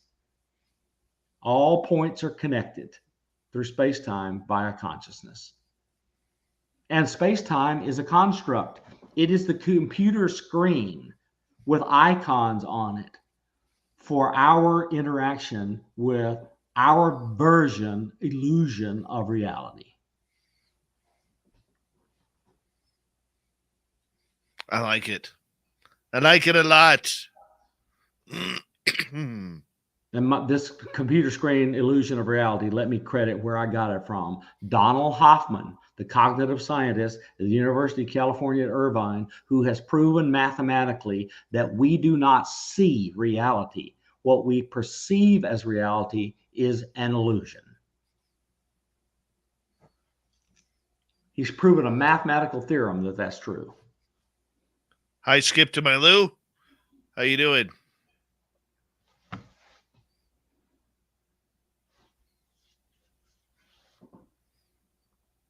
This is the most freeing thing that ever happened to me, Dave. 1 second, Bob. We want to say thank you to Worsley, Lori, Cat Chaser, Mennonite Abe, Robert, and Bob for the super chats tonight. Very much appreciated. It's a great way to support what we do. If you haven't already, give us a thumbs up. We're below 100. We're not used to that. So let's get that number up if you don't mind. And after the show, leave a comment. It all helps with our algorithms. And we really do appreciate that, everyone. Here we go.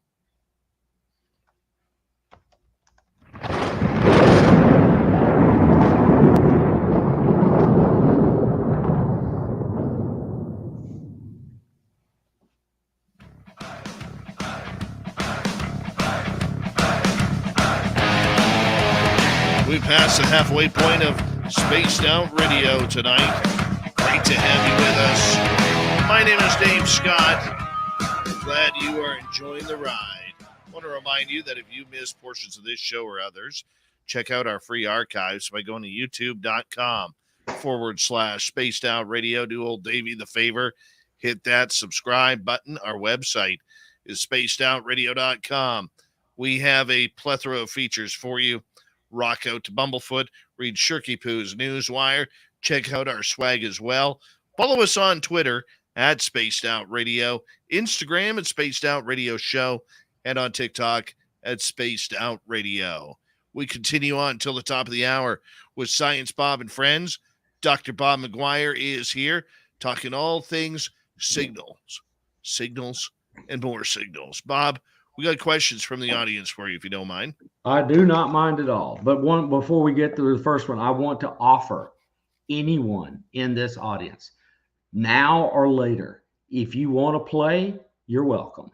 But you got to do something specifically on this project, like work on the artificial intelligence, build your own receive and transmit system. You got to do something, but I don't care who you are or where you live. There you go. There you go. Help them on out. Help yourself out. Bob, first question comes from our resident Timbit. He is asking, what's the best price of tech we could all afford that would enable us to have an ET interaction?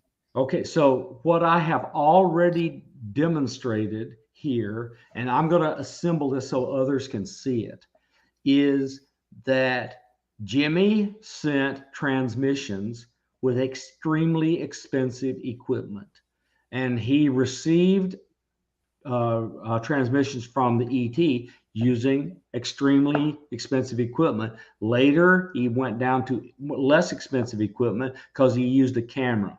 Now, I am receiving the light transmissions that Jimmy received with a $29.95 camera that you can buy on Amazon. It's made in China, and it comes with a smart app that allows you to detect motion, and it will record it, and it turns on the IR at night. I mean, this is just, it's just amazing. And so you cannot transmit legally, but you can receive with a $29.95 camera. And what Jimmy has told you, I'm going to reiterate. If you are willing to receive what they are sending, they will always make it possible for you to see what they are sending, given any camera you put up. That's how they work. Excuse me, Bob. I'm battling a cough here, but I also want to add one point to that.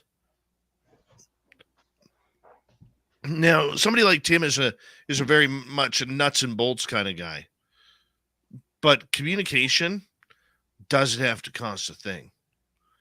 You could get the tech to confirm your information, but realistically, contact or ET interaction doesn't cost a thing if you know how to communicate with them. Yeah, yeah. Look, if go read Mindful Meditation or go watch Deb Shakti talk about raising your energy level in meditation and doing some yoga and raise the energy from your root chakra through your crown chakra. This all sounds like goofy woo woo woo woo stuff, but what Dave and I are telling you is we and others know from experience that all of this is real.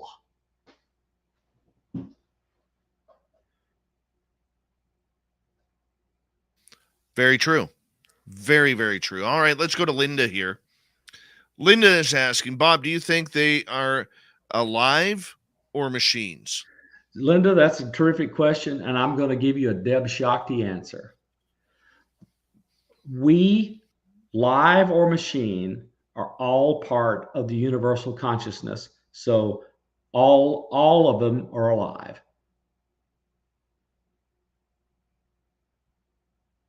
Yeah, they seem to have some sort of biological entity within them. So that is how they are presenting their version, their facet of the universal consciousness. I'm channeling Deb Shakti here. I'm telling you, I'm just went over the cliff. That is a facet of the universal consciousness, to have a entity inside it. Apollo 11 is asking, would it be appropriate to ask them who they are and where do they come from? Of course it is. Of course it would, because they would like to say something that you can understand, so they will establish a way to communicate with you, irrespective of whether or not it's reality. It's because all we see it as an illusion anyway. So I got to tell you, during my regression from Deb Shakti, I'm so happy to see Apollo 11 here, because my first part of my session, I entered the consciousness of Neil Armstrong and flew with him to the moon with Buzz and Michael Collins. And that was the single most profound experience of my life. When I was a child, I watched Neil and Buzz and Michael go to the moon, and to be sitting in Neil's chair as if I was him, and go there and do the trip and come back and experience the entire time in a few minutes where I was. You know, time has no meaning, and you can do anything with your mind if you believe and have intent. All right, let's go to another question here. This one from Pixie Lara. As someone myself who feels that I am getting messages regarding a returning, have you had any similar clairvoyant messages? Indeed, we have. So, Lala, in her regression, experienced one of her other existences, and when interpreted through her and the regression, we know that there is a returning of these entities to the earth in order to help us in the future. I'm not going to say who, what, why, or where, or when, because it's not my story. Okay. Be selfish that way. Doug Shelby is asking, did Jimmy just stumble onto this fooling around and struck gold, or was he more or less chosen? Jimmy was prepared and open. He was already having these out-of-body experiences, so he was already transmitting his consciousness wherever he wanted it to be. Okay, so he was ready and open. And whatever this intelligence is in this particular construct chose him to receive a download. He was downloaded how to make this initial communications happen. Let's go to Brown Dwarf. Bob, do you believe it's possible to make contact through the use of certain psychedelics? So I believe as strongly as I can, Brown Dwarf, that through DMT and psilocybin and other things, that we drop the use of the part of our brain that keeps us trying to solve things logically, and we quiet that down and then pay more attention to the weak signals going through the untamed unconscious part of the brain that is the other side. So we're not trying to do logic, we're trying to receive messages. And so these psychedelics enhance that reception. So a remote viewer turns off one side of his brain so he can get a weak signal into the other and hear it. So that's what these psychedelics do. They turn off the strong, loud portion and let the quiet, intuitive portion work. I'm going to disagree with you there for a quick second. I'm not saying psychedelics don't work, but I highly disagree that you need them for communication. No, you don't. You don't. I know you're not saying that, but many people today are pretty much, Bob, stating that the best way to gain contact is through the use of ayahuasca or psilocybin or magic mushrooms or whatever it may be.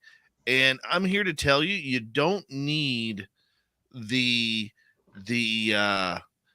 psychedelics in order to get yourself to that level of consciousness or awakening in order to have contact. All it is it's controlling your mind. And the more people you are around or hang out with who have contact, whether it's in our chat rooms, whether it's listening to this show, it really builds up your own energy and your own, I'm going to use the word force, in order to build your communication levels. Okay, so I want to second what Dave is saying, because what you're trying to do with this energy is directly proportional to frequency in quantum mechanics, because it's E equals H nu. Okay, so as you raise your energy, you raise your frequency. You become brighter and brighter as the energy goes up and your frequency goes up. And as you become brighter, you become more adept at doing these communications. So you're trying to raise your frequency so that you can be an instantaneous communicator with all the consciousness around you. I want to support what Dave is saying 100% with a slightly different description of it. Yeah. And, but don't think that if you want to have contact, that you all of a sudden got to jump into psychedelics. It doesn't work that way. You're much better off doing mindful meditation and yoga than you are doing psychedelics. Because psychedelics are there and then they wear off. Mindful meditation and yoga are a lifetime. Yes. Absolutely. Absolutely. Where do we go from here, Bob? Well, I think we follow along. And so Jimmy and I are going to try the initial versions of this experiment with Lala and whoever else wants to play with us. And should we succeed, there will be a great big paper showing all of our data to SCU next year. Okay. Now, where are these studies going to be conducted? All over the world, I hope. But I have a massive machine learning computer in the hallway behind me that needs to be moved into my office and set up in my new home. So that massive machine learning thing will train the neural networks that can go out and run a computer that big hooked to your camera. When you are doing these tests, how do you start off with these tests in order to make them scientifically viable? Okay, so what you do is you send a transmission and you receive a response. And you want to show that the transmission gets a repeatable response in some detectable way. So you have to make the experiment repeatable. So if it's repeatable, then you can have a theory. So Lala, you, others come in with a theory from your own perception of paranormal or consciousness, what the message is. And so that's a theory. So then you put in your theory, it trains the machine learning machine. So then you go back and you test your hypothesis. You have a theory, you make a prediction given that theory, you test it by sending a transmission, you look at the response to see if it agrees with what you predicted. That's how it's science. You do some tests, that's observational science. From that, you make a guess. The guess trains the machine learning. Once the machine learning's done, that's a theory. You make a hypothesis that if you inject this onto the transmission, you should receive a response, and the machine learning helps tell you whether you were right or not. If you were right 95% of the time, you're pretty close to getting it right. If you're right 5% of the time, you're screwed up and you got to think again. That's why we call them a science bomb around here. Let's see. Raz is asking, have you monitored your brain activity during these experiments? That experiment has been done and is underway now. So that's kind of the way it'll go. So Gary Nolan has done a lot of monitoring the brain activity. And what he did was test experiencers and paranormal people and found out they have an unusual brain structure compared to the rest of humanity that does not have these experiences. There is a highly interconnected neural tissue between the caudate and putamen in the brains of people who are experiencers or paranormal or psychic abilities, including Gary Nolan and all of his family. All right. Skip to Malou is asking, music and frequency and sleep? Oh, absolutely. So look, how many of you have gone on YouTube and playing binaural tones? You play those binaural tones and some part of your consciousness is enhanced, or you're allowed to sleep better, or your memory works better, or you wake up happier. You get the idea. There is a connection. Calms the mind. Calms the mind, or excites you to work. I mean, the tonal patterns and other things change the way your consciousness is interacting. Yes. Anything to calm your mind down. You know, like it's like when you're sitting in front of a campfire, doesn't matter what time it is, just watching the flames and feeling the warmth, it really, really puts you out. It puts you in a place of deep relaxation. So I want to say there are counterexamples. There are people that are deathly afraid of fire, and so they can't even look at it without going into quaking fear. So if you have a phobia, your brain does not interpret things the same as others.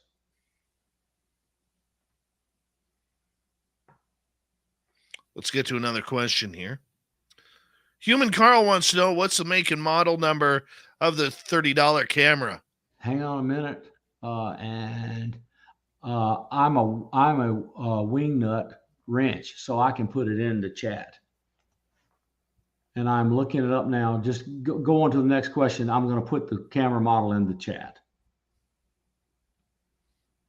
All right. Next question after this is from Starscard. Is the mechanism to monitor the brain waves something we can build ourselves? I believe that you can. I believe that, but I have not done it. But I think I know how to do it. So that's a TBD for me. So others may know, and I encourage them to tell you. Okay, I'm clicking on the camera URL, and I am putting it into chat now. And there it is.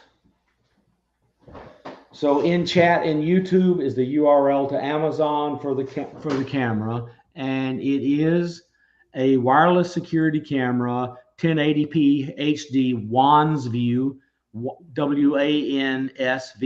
Wi-Fi home indoor camera for baby pet nanny, two-way audio night vision, works with Alexa, TF card, slot, and cloud. I mean, this thing is unreal for $29.99. That's unreal. That costs that little.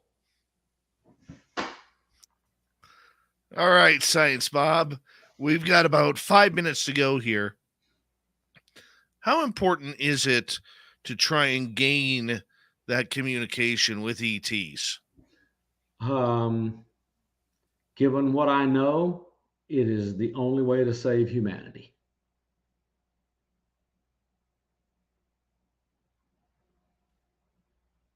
Expand.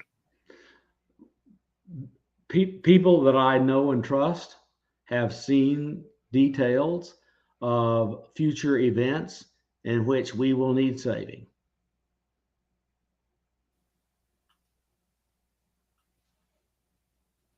And Chris Bledsoe is one. Chris Bledsoe saw an event when he was taken on Cape Fear, and given the government's interest in him, they believe it.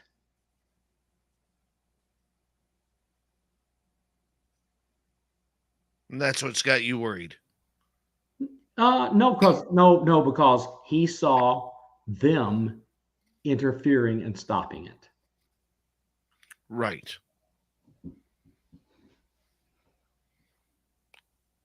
I mean, anytime you have a friend come by and prevent a nuclear war, you're really happy.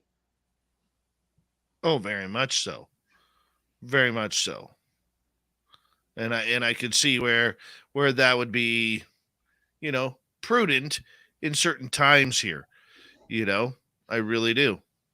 So, and someone asked me on another occasion within the past week, who were the politicians most up to it and with it currently on ET. And I went, Gillibrand, Senator Gillibrand from New York, Representative Gallagher in the House, and President Barack Obama. Because and you don't know that except Barack Obama's talked about, well, we see this stuff, we can't explain it. Dude, he got told the whole story about Chris Bledsoe's prediction at Camp David by Tim, what's his name? Tim Taylor. Obama knows. Well, I knew Obama knows. Yes, I was very much understanding with that Obama was in the know with everything. Well, and as soon as he got in the know on that, he cracked open the door and got to see all the core secrets. Now he's keeping them secret because he swore an oath. Right. But the oath, right. the oath binding is about to end with the passage and signing of the National Defense Authorization Act of 2023 and the Intelligence Community Budget Act of 2023, signed by Biden. It will break the doors open, and we will have Roswell everywhere. Well, we can only hope. No, we will. There's just no other way. It can't go any other way, because everyone who holds these secrets is going to be given a blank check to escape their NDA. That's what these bills do. Well, I'm still taking the I'll believe it when I see it. Oh, yeah. I don't know who or when. I just know these things enable it. And with the thousands of people who've been screwed over since 1947 by the government trying to keep all that crap a secret, I promise you, dude, they will not keep them all hidden. Because they are angry. And who is they? All the people who got stomped on by the government to keep stuff a secret.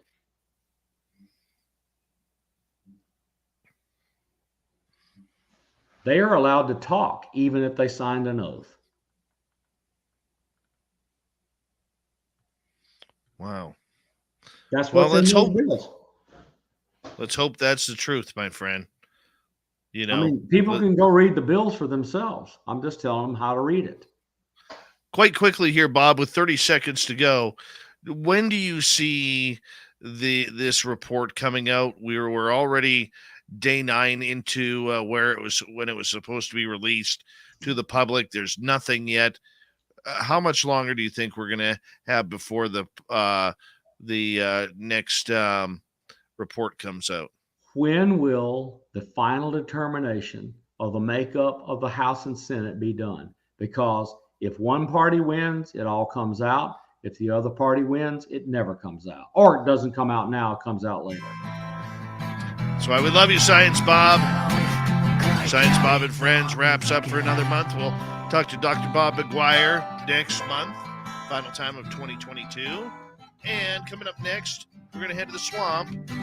Swamp Dwellers here for another spooky story that Tim Senor brings, the UFO Report.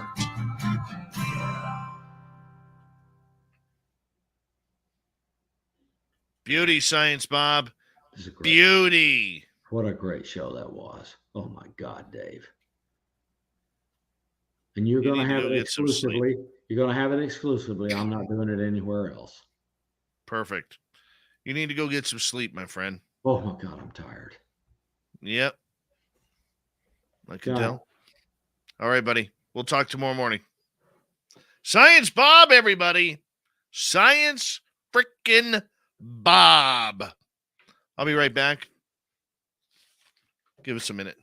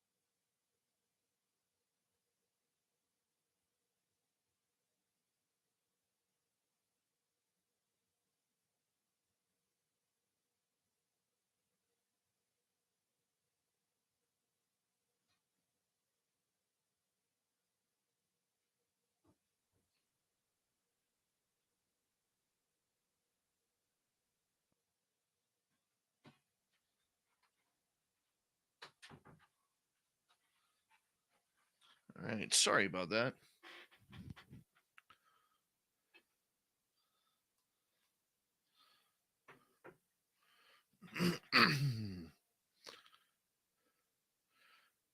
No, El Ovni Volador is not around right now. I don't know where the jerk is. Don't really care.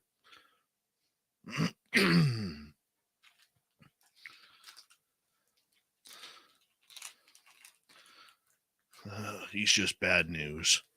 Oh, hey, Clam.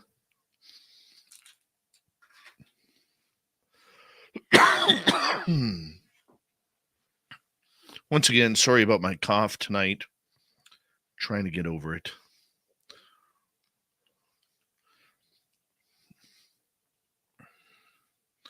Want to say a big thank you to Bob, Robert, Mennonite Abe, Cat Chaser, Lori, Worsley, and Obi Flett for the super chats tonight. It's a wonderful way to support what we do on this show on a nightly basis. So thank you so much for the support.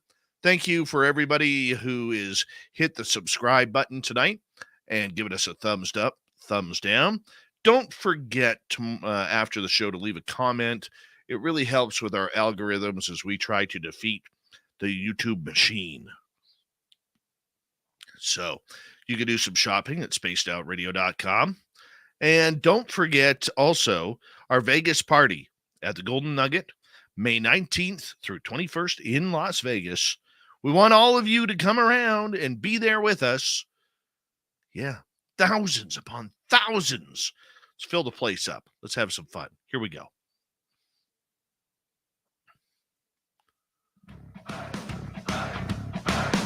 Would you like to connect with us? Head to spacedoutradio.com for all your latest show info. Now, back to Dave Scott and SOR. Third and final hour of Spaced Out Radio is now underway. My name is Dave Scott. Thank you so much for taking the time to join us. We very much appreciate earning your listening ears wherever you are on this beautiful planet we call Earth. Hi to everyone listening in on our terrestrial affiliates around North America and digitally on Odyssey Radio, TalkStream Live, and KPNL. All of our archives are free. Join us at youtube.com/spaced out radio. Do old Davey the favor, hit that subscribe button. The Desert Clam has set the password for tonight in the SOR Space Travelers Club. What do you got for us tonight, Clam? Let's take a look here. We have Jargoon. Jargoon is your password. Use it wisely, space travelers, as the Clam sets the password each and every night right here on Spaced Out Radio. Our website, spacedoutradio.com. We have a plethora of features for you. Rock out to Bumblefoot, read Shirky Poo's Newswire. Check out our swag as well. Follow us on Twitter at Spaced Out Radio, Instagram at Spaced Out Radio Show, and on TikTok at Spaced Out Radio. It is time once again where we head to the swamp. Our resident swamp dweller takes us on another creepy journey. Hi, Spaced Out Radio listeners. This is Swamp Dweller. It's time for your nightly dose of spookiness on the show. If you have an interesting encounter or a spooky story that you would like to share, be sure to submit them in at swampdweller.net. You can also find our YouTube channel at youtube.com/swampdwellerreads. Now, let's chill out, relax, and together, let's enter the swamp. Hi, my name is Lana, and this is my story. On July 17th of this year, my niece had come down from Las Vegas to visit us. She had supposedly gone with my son and a friend to one of their friends' house to visit. I was in my bedroom cleaning it up because it was a mess. At one point, I thought I heard something and I thought maybe they had come back. I looked around but didn't see anything, and I knew my son and niece wouldn't be pranking me because at that point they were still rather honest kids. I went into the kitchen and I thought I saw my niece Erin disappear around the corner of the hallway. I went down the hallway and knocked on her bedroom door, but she didn't answer. I even called her name. I went back to my room for another hour or two to work on cleaning it. Simply, I thought I heard a noise, so I stepped into the hallway and called out for my son and my niece, but nobody answered. At this point, knowing I heard something, I went to knock on Erin's door. I tried to open it, but I couldn't get it to open more than halfway or a foot or so. I was able to stick my head around the door, and in the darkness, I could see her sitting up at the end of the bed.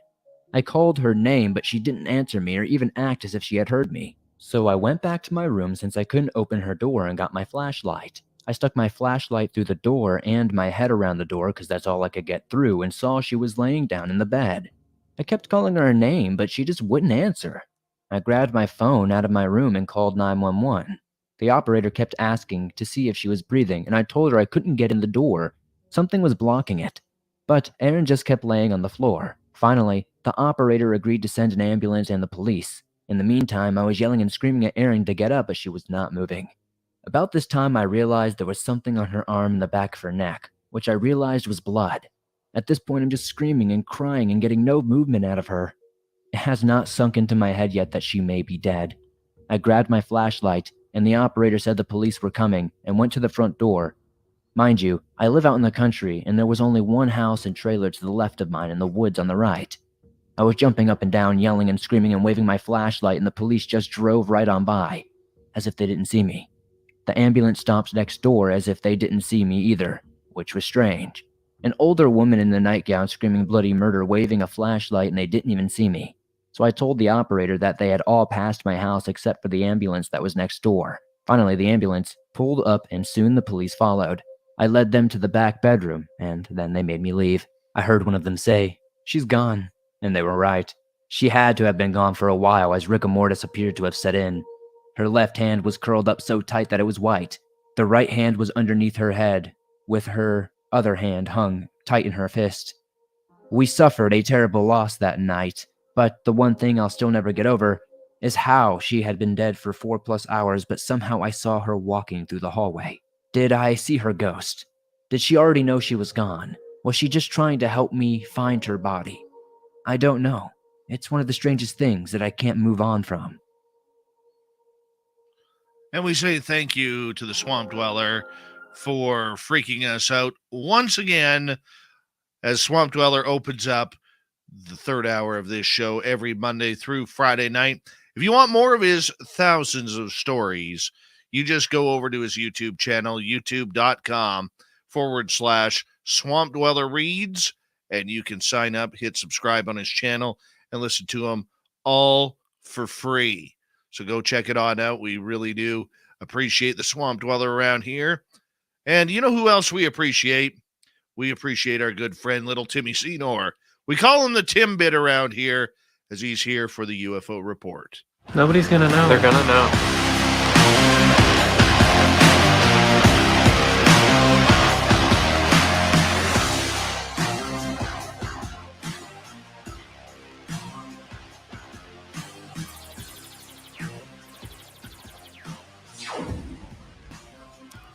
Little Timmy Senor, what's happening, my friend?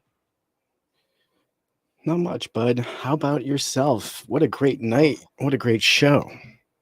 Yeah, what a night to lose my voice. Oh, You know what it is? The night just started terrible. It really did. Like, I had to, after the show last night, do one of those Microsoft updates on both of my broadcast computers.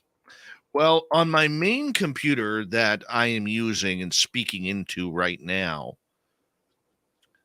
it messed with all of my audio settings.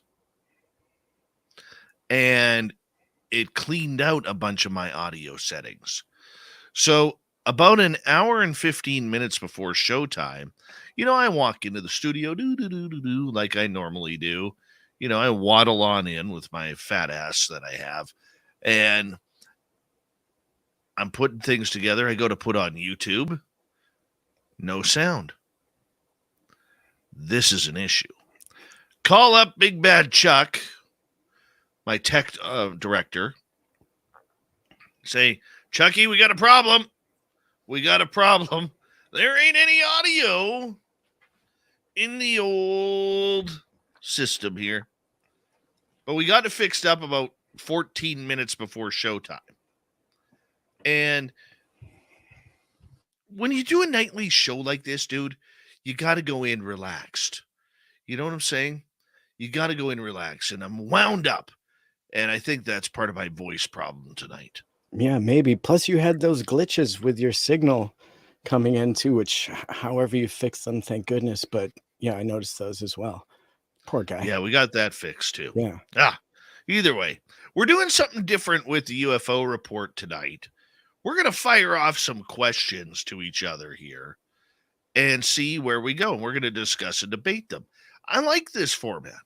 I do. It was this real slow day in the UFO news world. So, Tim, take it away. I mean, you're like, hey, let's do something different tonight. So that's what we're doing. Yeah, and I appreciate the forum to do it because, as you know, I don't really get the opportunity to ask some of the questions that I'm discovering as I go along in this journey, and so your audience is witnessing somebody that is relatively new to it, and so I have some of those questions that are, a little naive perhaps, but I try to keep them relevant, and so maybe we can discover something tonight together. And I actually encourage your audience to get involved because tonight I do have the chat turned on. So anyone that has an input or a comment or some kind of question, I'll be reading that. And so we can bring that into the conversation. And so one of the topics that I'd love to bring up is what would our ideal path to true disclosure be? What's kind of the ideal situation? And what's our perfect example of what it could look like? Oh, that's a brilliant question right off the bat. Because as I have been stating for a number of months, almost a year now, in seeing what I am seeing and the disappointment that I had after the governmental hearings, congressional hearings on this subject earlier this year, my disclosure is completely different than the confirmation that they are having a conversation about. Who are they exactly disclosing to, Tim? They're disclosing to their inner supporters and those who have been elected, who are choosing to keep the public out of the limelight with this subject. That does us no good. And so are you Doesn't do kind of saying any that good. the spokesperson currently on the topic is potentially motivated by money? Is that kind of what I'm hearing you saying? No, no, I don't think it's money. I think that there is a giant group within the disclosure movement who want to keep this as secretive as possible. We've seen this narrative since the To the Stars Academy, where they're only going to tell us what they feel we know. It's very communistic, this subject. The ideal disclosure is this. You don't have to, and I wish the United States government would figure this out. You don't have to disclose what you need for national security, but you can give up some juice about what happened at Roswell, what happened in Phoenix. If you're already confirming that UFOs are here, tell us where. Tell us what you know. What about Kenneth Arnold?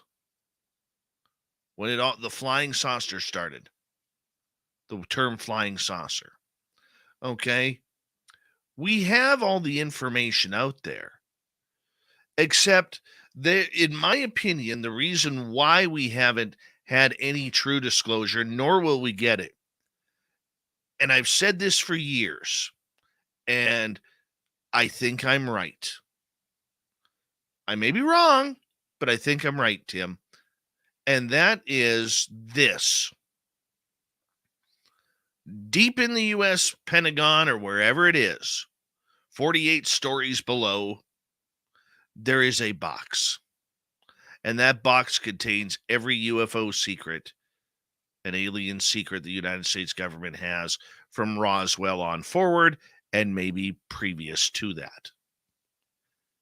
And they have played such a nasty game within the world that they don't want the secrets to leak out.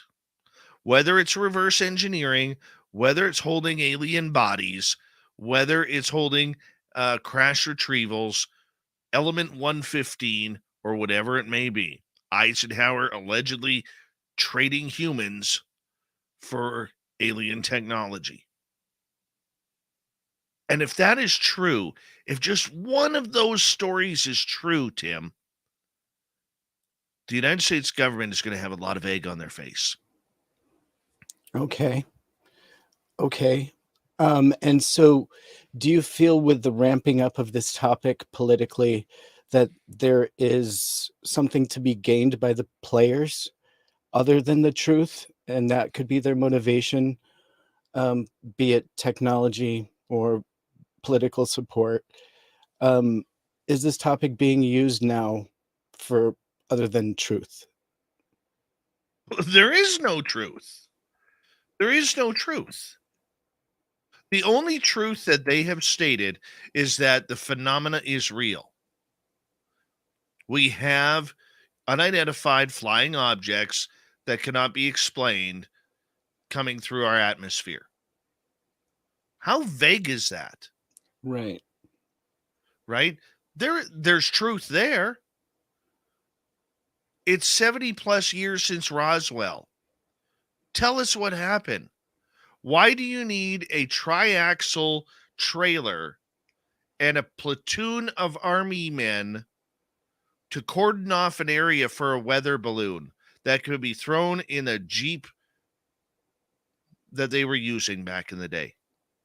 A general purpose vehicle, Jeep. Right. Now, I know there's tons of people that have had up close and personal experiences with this, so this is going to seem like a naive question, but what percentage do you think of cases that they're using publicly now on the topic do you think are explainable on purpose, so that they can potentially explain this off as something not real? And along with that, what are the chances that the stuff that we're actually seeing is just our secret tech, and so they're happy to disguise it with UFO as the label? Well, I think they're going to be playing a big game with it. This is all a big game. If they had any care for people around this subject, they would have started talking about it in a more open fashion. I mean, let's go back to the hearings back in June. We have a 98-year-old congressman, who probably should be in an old folks home rather than sitting in Congress, who has the nerve to ask the representatives of the UAP task force on whether or not this phenomena is just swamp gas. Like, get off my lawn. And the thing is, Tim, there are so many cogs that are turning right now to keep this story quiet that this will never come out. You have the morons who call themselves UAP activists who are out there, saying, go NASA, go government, go Lou, go Chris, go everybody, rah, rah, rah. We're going to disclosure here, when they don't even understand what disclosure means. You have a media that does not want to cover this story, thinks it's a waste of print, radio space, and airtime to do anything with this, even though every time a UFO story is brought up, it sets records. Records for paper sales, records for viewership, records for listenership. Pay attention, radio stations, okay? Because that's why our programming is important. People actually want to listen to this stuff. Yeah. Okay? But the media, the news hounds, they think this is still a big joke. They don't want to cover this story. I mean, I'm reiterating everything that I've said for a long time, Tim, and I realize that. Number 3, if the media doesn't ask proper questions, how do you get proper answers? Look at NASA right now. Look at NASA. NASA is lying through their teeth to the public, and we here at Spaced Out Radio and our affiliates are the only ones where people are hearing the BS that NASA is pulling right now. Tim, 3 weeks ago, just 3 weeks ago, you and I were very politely debating this subject, and you were on Team NASA until you saw Darcy Weir's film. And you heard the pilots. You heard the astronauts. And the other night when you brought up that story just a couple of nights ago about another astronaut coming out and saying they saw what looked to be a check mark shape in lights flying through space. And NASA denied it through resident skeptic James Oberg, who said it was lights reflecting off the ocean down near South America. I saw a different person in you. You were angry. It pissed you off. So all of these government agencies and affiliates like NASA, they are laughing to the bank right now because the media, who is supposed to be the public watchdog, is more interested in what is happening with the election runoffs, with COVID, with Kardashians, with Taylor Swift's latest feud. All right. They're more interested in that than telling a story that will affect 7.75 billion people. It's a great answer. Thank you for that. And so what's your thoughts? No, I'd rather not, because mine don't really come from a place of knowledge. This is why I'm asking you. I brought your allowed you and your opinion. audience. I want your opinion. I don't care about knowledge. I What want would you your like me opinion. specifically, my opinion on? Because it was kind of a broad one. This exact question that you just asked me. What does real disclosure look like to the Timbit? Right. So for me, things have been looking like disclosure, and your audience is going to hate that, but that's only coming from someone that is very new to the topic. I didn't know that the government even knew that this existed. I thought it just existed in the pages of science fiction. And so when I realized it was a topic really being discussed and there were real scientists on it, I was like, oh, this is real.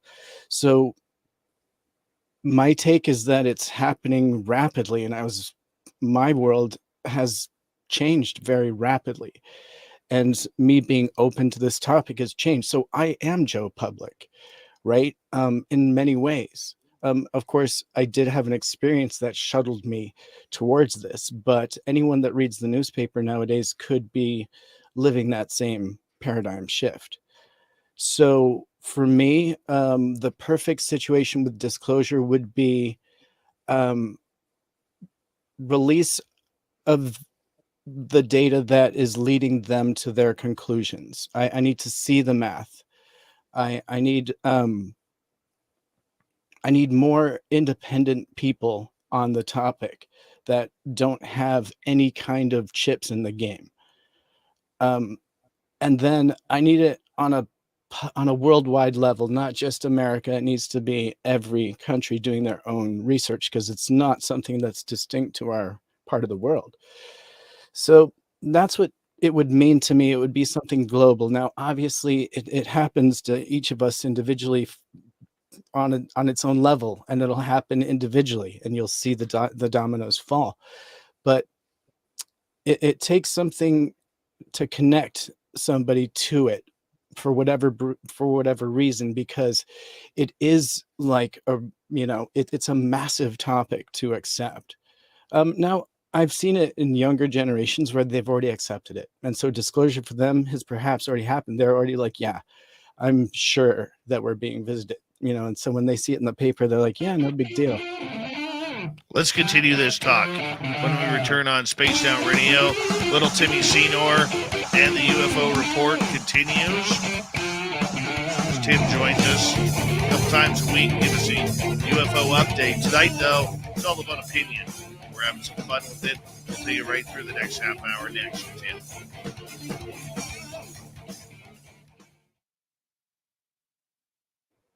All right, we're clear, buddy. Your audience has so much great input right now. I wish I could read it and think at the same time. I appreciate everyone's comments. I'm totally going to be reading into some of that. So great stuff tonight. Just really great stuff. Thanks for allowing me to kind of bend into some philosophy and deep thought. Well, hey, every now and again we got to do it. Every now and again we have to do it. Indeed. Yeah. And I mean, we can continue on even though we're not, right? Or do you want to just hold off until we come back?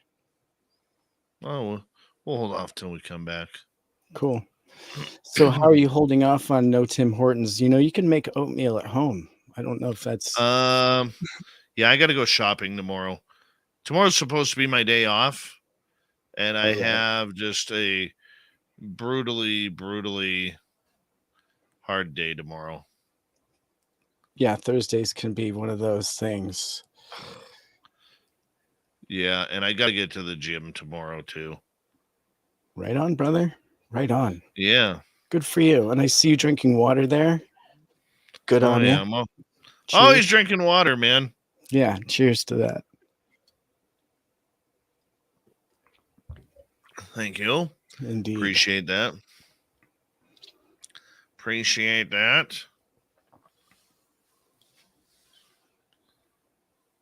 Some great questions there in chat. Great comments. Big shout out to Terry Hall. I see him there. YJ Overlander. Jim Goodall. Little Jimmy Goodall right there. There he is. Wonderful. Yeah, little Jimmy Goodall. There he is. Stand up and give us a wave. And back at you. Uh-huh. So have you heard the rumor? Should I wait to share the rumor to the world or just your audience on what's up with the UFO report? I don't even know. You tell me. I can. That when Congress initially read it on, I think it was on the day it was supposed to be delivered. It was delivered on time. They kicked it back saying that they didn't want to hear about anything that was explainable. And so all that stuff that was reported through the New York Times kind of got kicked back. So they were actually reassigned, and I heard that there was a new date even in March. But wouldn't surprise me. Yeah, so March 6th was kind of a new date, but that could change, and that could also just be a rumor. But it got kicked back because there was too much of the explainable stuff, and Congress did not want to hear about any of that. And they said, take this back and bring us a report on UAP, not on Chinese drones. So that would be a great reason why. And so hopefully that's it. But hopefully, that was just a rumor and we'll get an actual report here in a couple of days. So hopefully. Dan Warren, by the way, former guest here. We got to get him back on. He has on his TikTok channel, Fifth Pillar of Emphasis. If you haven't seen it, he has made a great series regarding waiting for the UFO report to drop. Really? And, it is hilarious. There's like 9 editions now. I'll look for that. Oh, they're hilarious. Fifth Pillar of Emphasis.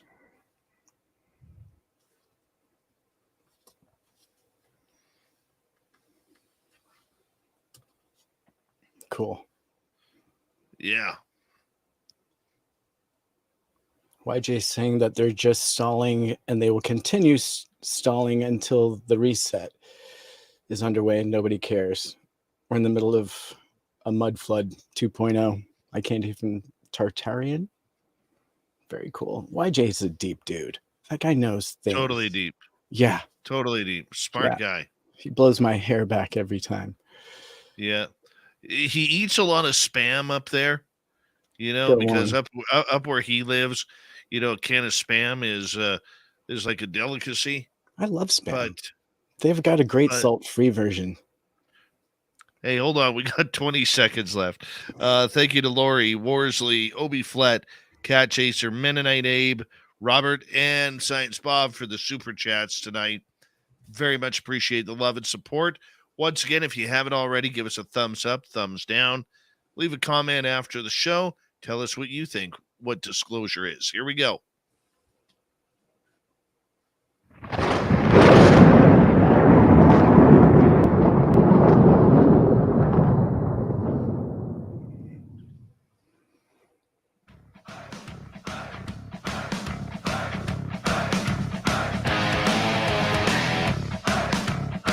We're on to third. We're heading for home tonight on Spaced Out Radio. My name is Dave Scott. Thank you so much for taking the time to join us. I want to remind you that if you missed portions of this show or others, check out our free archives by going to youtube.com/Spaced Out Radio. Do old Davey the favor. Hit that subscribe button. Our website is spacedoutradio.com. We have a plethora of features for you. Rock out to Bumblefoot, read Shirky Poo's Newswire. Check out our swag as well.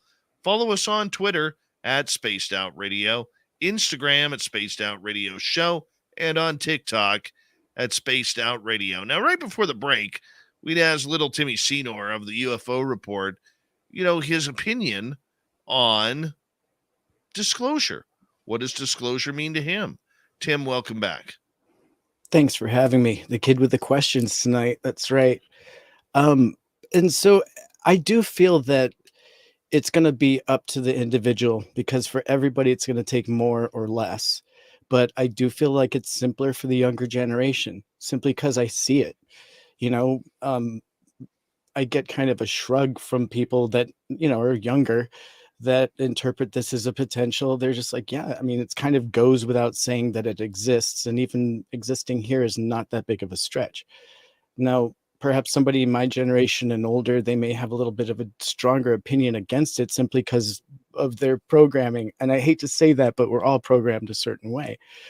And so am I, and so was I. And it's hard to reprogram somebody that is internalized their world, and they operate their daily functions based on some core understandings, and something like this really undermines somebody's core daily beliefs. And so it's tough. And so for every person, I think it is going to be a different thing that's going to, flip the switch from belief to, or from disbelief to belief in disclosure, and open them up to this, because it's not just going to be blurry videos, and it's not going to be New York Times, and it's not going to be our show or anyone, necessarily, or even a family member. Sometimes it's much more personal. And so I think it's going to be the individuals that, the tide turns for. But generally speaking, I think that it needs to be from independent sources, somebody that, like I said, doesn't have skin in the game. And you bring up a good point there before we get to section number 2 here. And that is, everybody will have their own personal disclosure. That I believe. Okay. And especially those who are experiencers, they already know. They have no, there's no question about it. Aliens exist. Okay. Aliens are going for it. They exist, and they know that there is not much more that is needed in their own understanding of the extraterrestrial phenomena. That being said, a worldwide disclosure is something that is still up in the air. And if we see the players that are playing it. Doesn't matter whether it's Travis Taylor, Lou Elizondo, whoever. We've seen them talk out of both sides of their mouth. We've seen NASA lie. We've seen a government that wanted transparency on this subject take it behind closed doors. And we as a public need to open up our eyes to that. That's We right. really do.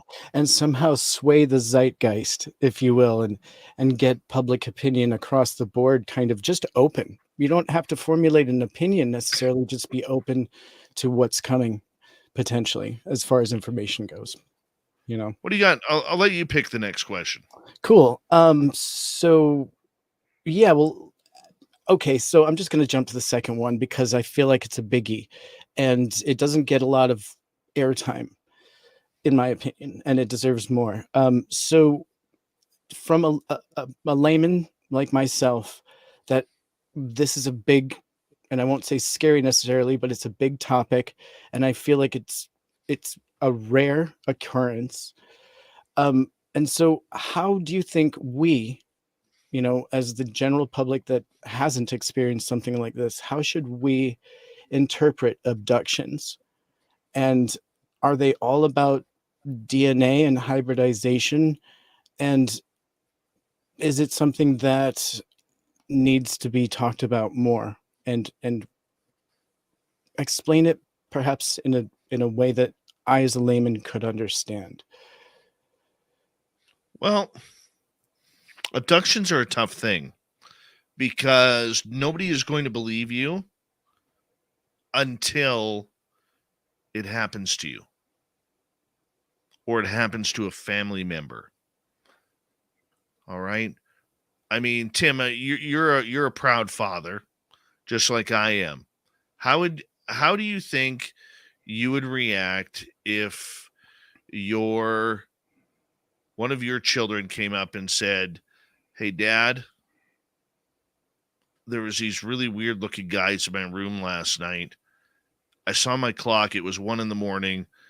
Next thing I know, I opened my eyes. My head was hurting and my clock reads 4 a.m. How would you react as a parent to that? I mean, that's a very scary reality. That's the aspect of it that really does, I guess, put terror in my heart, simply because it's not happening to me, you know, a family member or someone I care about. That's the scary aspect. That's exactly what motivates me to ask more about it, because I don't understand it in any way. And if I understood perhaps what the motivation behind it was, it wouldn't seem so dark. You know, even if it wasn't a positive experience, if there was a betterment somewhere along the way, it would be something that wasn't so dark. However, I don't think that every experience is the same, and I'm starting to understand that.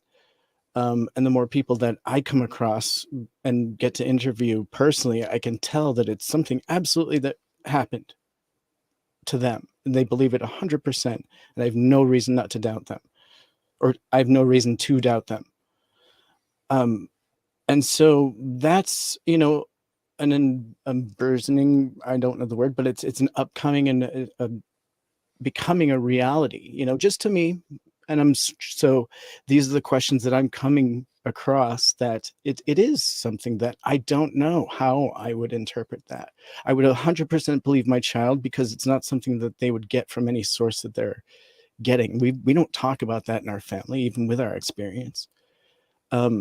So yeah, I don't know. I would look for expert help. I would look to this community for expert help. Who would you ask, though? Well, I'd start with you, and I would hope that you would know who to put me in contact with to help me, because that's a Stay away. situation. Stay away from the fringes, people. Yeah. Stay away from the fringes. But you bring up a great point, because as I have endeavored into this and tried to bring some science and some clarity to it for myself after my experience, I had a lot of people saying you need to be careful because you're shining a light on it, and they always look back. And so that was something that I was like, what if this is a reality? What if I don't even know and it's already happened? Like, so that's why I was asking more on it. And I don't I feel like it is very taboo, simply because for the people that it's happening Well, to, it's it is a taboo subject right now. Alien abduction is a taboo subject because those who have it happen to them cannot believe it happened to them. What they've seen, what they've experienced, what their body felt, how their body reacted. All right. Those who've never had an experience are easy to call it out because there is no evidence. Well, why didn't you put up a trail cam in your room? Why didn't you put a video camera in your room? You know, those marks could have been caused by a cat. Or maybe you were barbecuing outside and you tapped your leg against a 700-degree barbecue. I mean, skeptics have every answer in the world that you don't want to hear. And they don't understand, nor do they care to understand what you went through, even though they will boldly tell you, hey, what is this all about? What is going on here? What happened to you? There's no compassion, none whatsoever. and so Alien just abduction's a scary thing, man. and so how should we interpret it? Like, what's your interpretation? Because you've had experiences. How do you interpret it? Like, is it them reaching out, trying to better themselves? Is there like, is it scientific? Is it purely for DNA? Is I it don't just for know. communication? Do you have any insight? Being an I experiencer of this yourself, I don't remember enough. I'm not yeah, trying to dodge the question, I understand. but I literally do not remember enough to give you an answer on that. What I do know is this. In the snippets that I have had, one of the most common things, especially lately, has been this feeling of a gravitational pull. Okay. Interesting. And knowing that when that pull happens, I'm going. And I don't have a choice. I get mad with them when it does happen because I'm tired of this nighttime crap. I am. I'm like most experiencers, man. I'm tired of this nighttime crap. Okay? You know, I'm going to sound real chauvinistic here for a second, but be a man. Land it in my backyard or hover it over my house and walk me outside while I'm wide awake, or take me through the wall while I'm wide awake. Make sure we go to Tim Hortons first, one that's open. That's great. Okay. Thank you for But that. Yeah. But the point that I'm getting at, Tim, Mhm. is this. I don't like it. Most experiencers, even with positive contact, okay, don't care for the feelings that you go through. Right? And that's why I get mad at them. Because I yell at them, I don't want to go today. Have the balls, Mr. and Mrs. Alien, to park your ship in my backyard, okay, and come in, get me, and say, hey, Dave, we're going for a ride. Okay. We can do that. We're going to stop at a drive-through first, but we can do that. Okay? And that's the reality of it, Tim. That's the reality. Cool. We don't know what's going on. Yeah.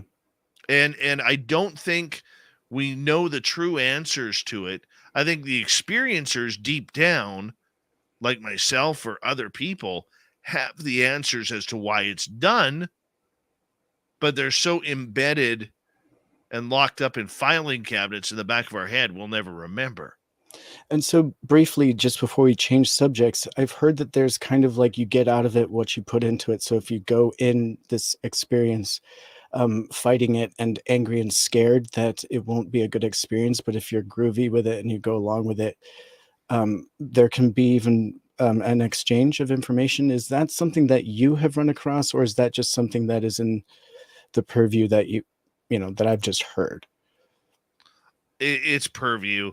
Okay. There, and this is why I always caution people. Okay, be very, very careful with who you listen to for information. Part of my Okay. question for tonight, actually. And so why don't we just do that? Well, we Because got 7 minutes. So let's get to that question. yeah, so where can people go for real information on UAP and UFO and true alien topics? Like, where can we go for real information? Well, the first thing I'm going to say right off the bat is stay away from the following.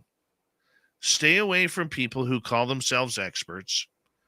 Stay away from people who claim to have millions of listeners, yet you look at their YouTube channel and they've got like 200 people as subscribers. I think that's a big piece of what you do. If somebody is full on matter of fact about their answers, stay away from them. Rely on the old timers who have been there, done that the last 20 to 50 years. Okay? Because they are still trying to figure it out. They have no game to play.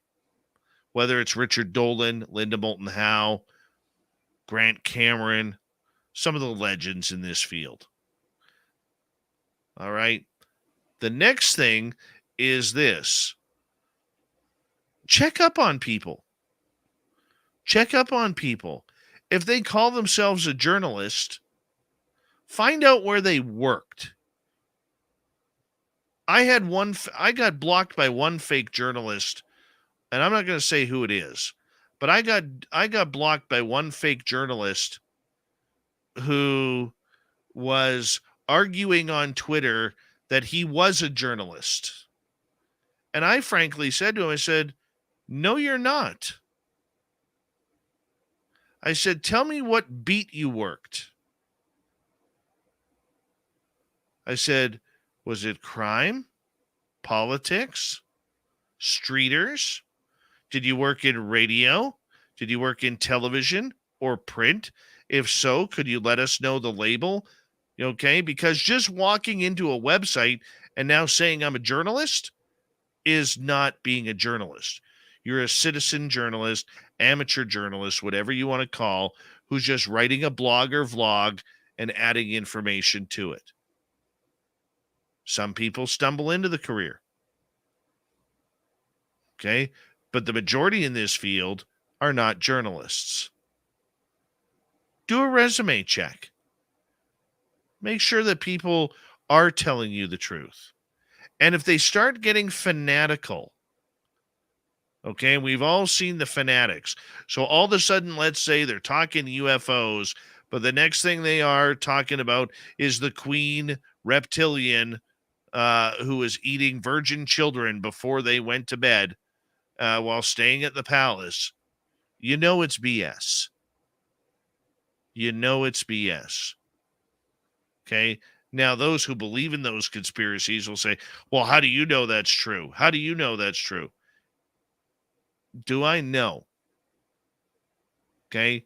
But if you're an experiencer of the phenomena, you can look at somebody and know that their story is crap. It's one thing about experiencers. And for those in our audience who are experiencers, they'll agree with me on this.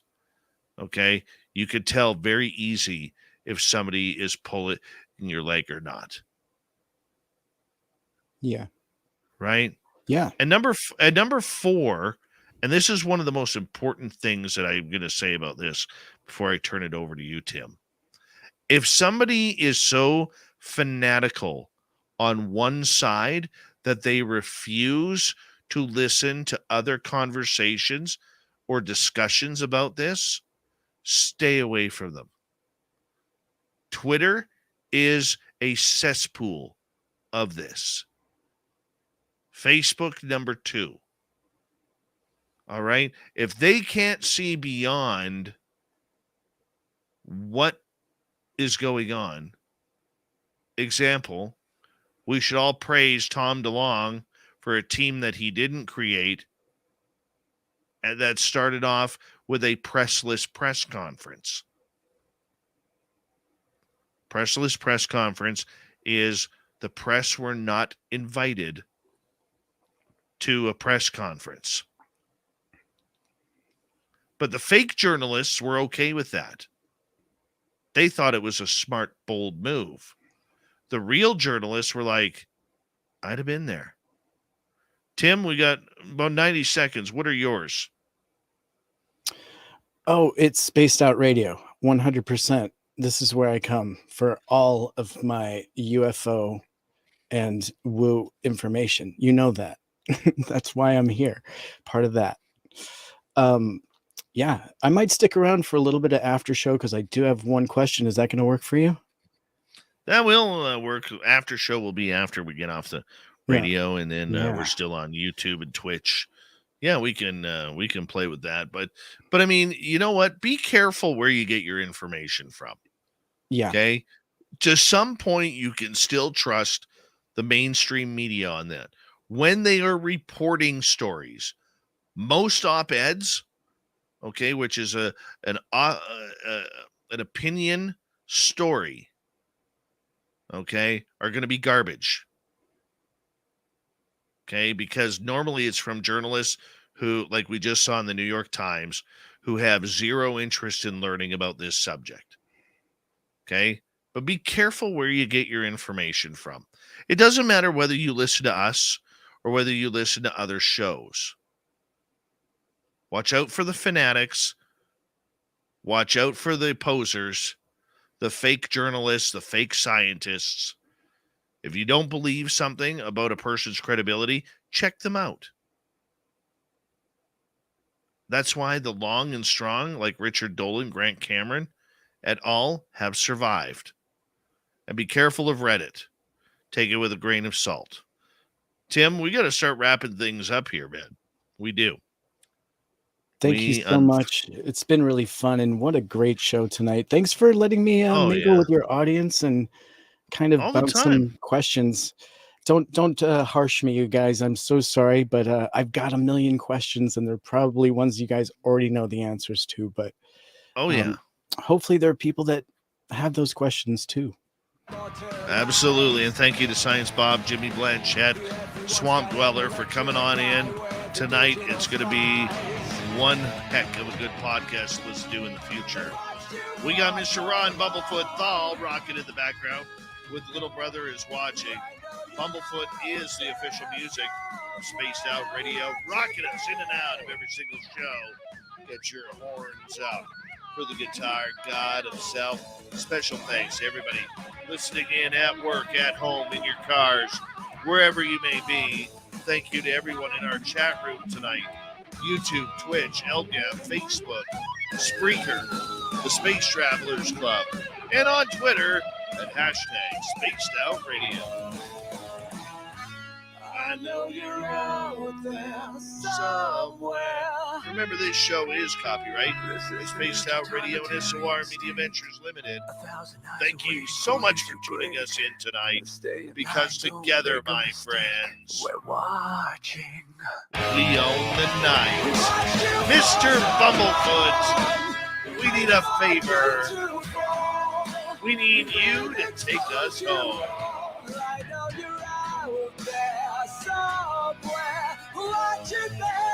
Yes, the Woo train has docked for the night. But soon, my friends, we shall ride again. Your seats are always available. Your tickets never expire. And if you want to bring a friend, we've got room for them too. Good night.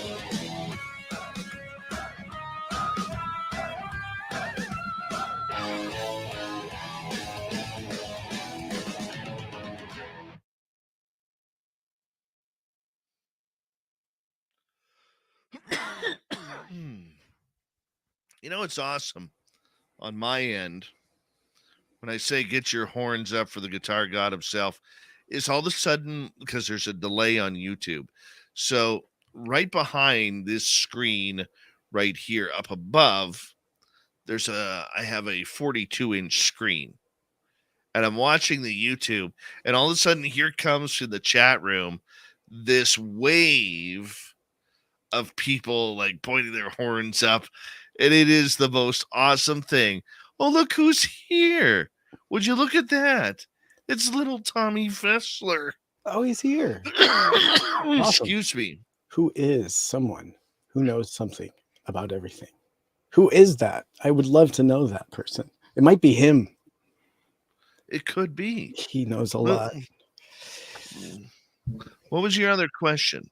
So, all right. My question to you is, what aspect of ufology or the UAP discussion is falling between the cracks and not being discussed? You know what? Let's get Fessler in here. That'd be cool. I Let's would get love that. Fessler in here. Yeah, let's do that. Little Tommy, Climb aboard. check your hold on. My mouse is moving at like molasses speed right now. Check your Facebook Messenger. Sweet. Little Tommy Fessler. That's L''IL. Like the rappers today and the hip hop artists. Lil Tommy Fessler. That's right. All he needs is a face tattoo, and man, he'll be one little face tattoo, and he will be up 48,000 subscribers. Oh yeah, in something 24 hours. like a tribal print, like a bear claw or something. Yeah, A bear claw would be nice, and an ice cream cone on the other side. it's perfect. You have nailed his Yeah. personality right there. That is great. Yes, I had. I love that. Well, I hope he climbs Yeah, aboard because it'd be great to get his opinion. Okay, let's Joe Monk is saying something. What is not being discussed? The people that are not being brought back from abductions. Very interesting, and I think Mr. David Paulides might agree with that, and he's got a film coming up called Missing 411 on UFO. So, Joe Monk, I think you're onto something. You may be onto something. That is something that absolutely does seem to fall between the gaps. The people that aren't returned from abductions. Very interesting, and so they just go as missing people. Well, I mean, if you go back to the Eisenhower story, if it's real, where he traded humans for technology, Tim, you're looking at, it was reported that it was alleged that he was supposed to, or the aliens were only supposed to take the derelict, the homeless, the people that allegedly no one would miss. And apparently the aliens didn't hold down their end of the bargain. That's deep. I mean, I heard that, and I know that American Horror Story did a great job. They had like a 5-part series based on that as a reality, and I thought that was mind bender. Yeah. Yeah, and they were only supposed to take. Here's the interesting part. They had agreed to 65,000 people a year, allegedly under the Eisenhower created treaty. Okay. How did you find out about that? May I just ask? Like, how did you hear? Like, is that Laura written? Eisenhower and many others. Right, a living relative. Wow. Okay. So they had said it was 65,000 people. Fast forward a couple of years, I meet Butch Witkowski, okay, and he tells me that he tells our audience when we were doing a story on human mutilations, okay, he tells a story about how every year his buddy at the FBI would say that approximately 1.3 million Americans go missing annually. It's a lot of people. Well, there he is. Would you look at that? Would you look at that? Hey, It's little Tommy Fessler. on his day off too. He's joining us. We are That's so changing fantastic. his name. You're muted, bud. I can't hear you, Thomas. I think you're muted, bud. Can't hear you. Now because everything was just There we go. too much noise at one time. There we go. Evening, gentlemen. I've only been up since 5 a.m. Oh, Yes. You said your audio is terrible. Hold What'd you on. It is. 1 second. Hold on. I'm on the wrong mic. Hold on. Would it be me if there wasn't sound and audio problems? Hold on. but look at that video. Who am I? Who am I? There we go. Me. Except my arms are too dangly. Can you hear me now, Dave? Gotcha. You sound beautiful. Little Tommy. No, God, that's a little Thommy. Get rid of the. That's your rap name, Little Thommy. Little Thommy. That's your rap name. Brutal. Yeah, Absolutely brutal. I guess. Welcome Great from to see you, Seattle. though. Yeah. How's the snow up there in Vancouver land, Dave? Dude, it was minus 22 Celsius last night, or minus 3 Fahrenheit. Yeah. And let me tell you, my new windows and doors that I put in so far are heavenly. Yeah. Heavenly. Well, we know one thing we can do. Yeah. Got to have fun with it. All right, little Timmy. I was So we're relaxing, falling asleep on and off throughout the evening. Thanks so for little joining Timmy us. Senor came up with some questions tonight. And when we saw you in the chat room, we figured you'd be a good one to get some opinion on, you know? Absolutely. Thomas is absolutely used to having these questions for me. I think I talk to him about this stuff all the time. He's a go-to guy when I've got these questions. So I have no problem giving him some backhanded questions here. And so we were just talking about what aspect of ufology we feel has fallen into the cracks and not being discussed really very openly. And I think you just had a conversation with John Music, and he's a real true believer in the missing people that don't get returned. And I find that's an absolutely compelling aspect to this. Do you have any thoughts On all the missing people? or what aspect of ufology isn't getting discussed, perhaps? What part of ufology isn't getting discussed? Well, that's a hard one because there's everyone talking about everything these days. God, I don't know. There's a lot of different. I mean, for you personally, I mean, there's an aspect that's happened to you with this that I'd never really even heard of, where you, with your interactions, it's made you ill. That's not something that gets talked about really very much at all. In fact, it seems like a topic that a very gets unique swept under the rug. Yeah, that happened when I was about 5-6 years old. So maybe some of the medical side effect stuff, some of the things that are really, stuff that Gary Nolan's talked about, getting into a bit more than just talking about these things people find within their bodies. Actually, things that actually leave, that lasting change to people. For instance, Gary was going, I think it was Gary and Kit Green was actually going and doing research with regards to the changes of the Claude Pudeman. There was that little brief information about it. There was a little bit of detail that came out. It got kind of quiet about it.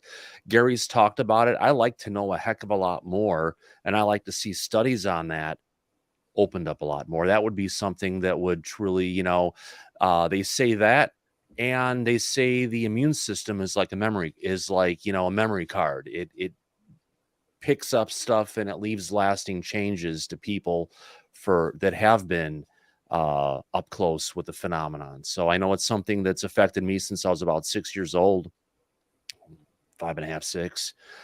Doctor looked at my fingernails, during one of my checkups as I was a kid, and he grabbed me and looked at it. It's like, wow, you've got a problem with your immune system. Whoops, we lost your sound. Something come Did unplugged. you kick a wire again, Lil Tommy Fessler? Kicked a wire, maybe? No. Did Gary reach through the internet and unplug a cord?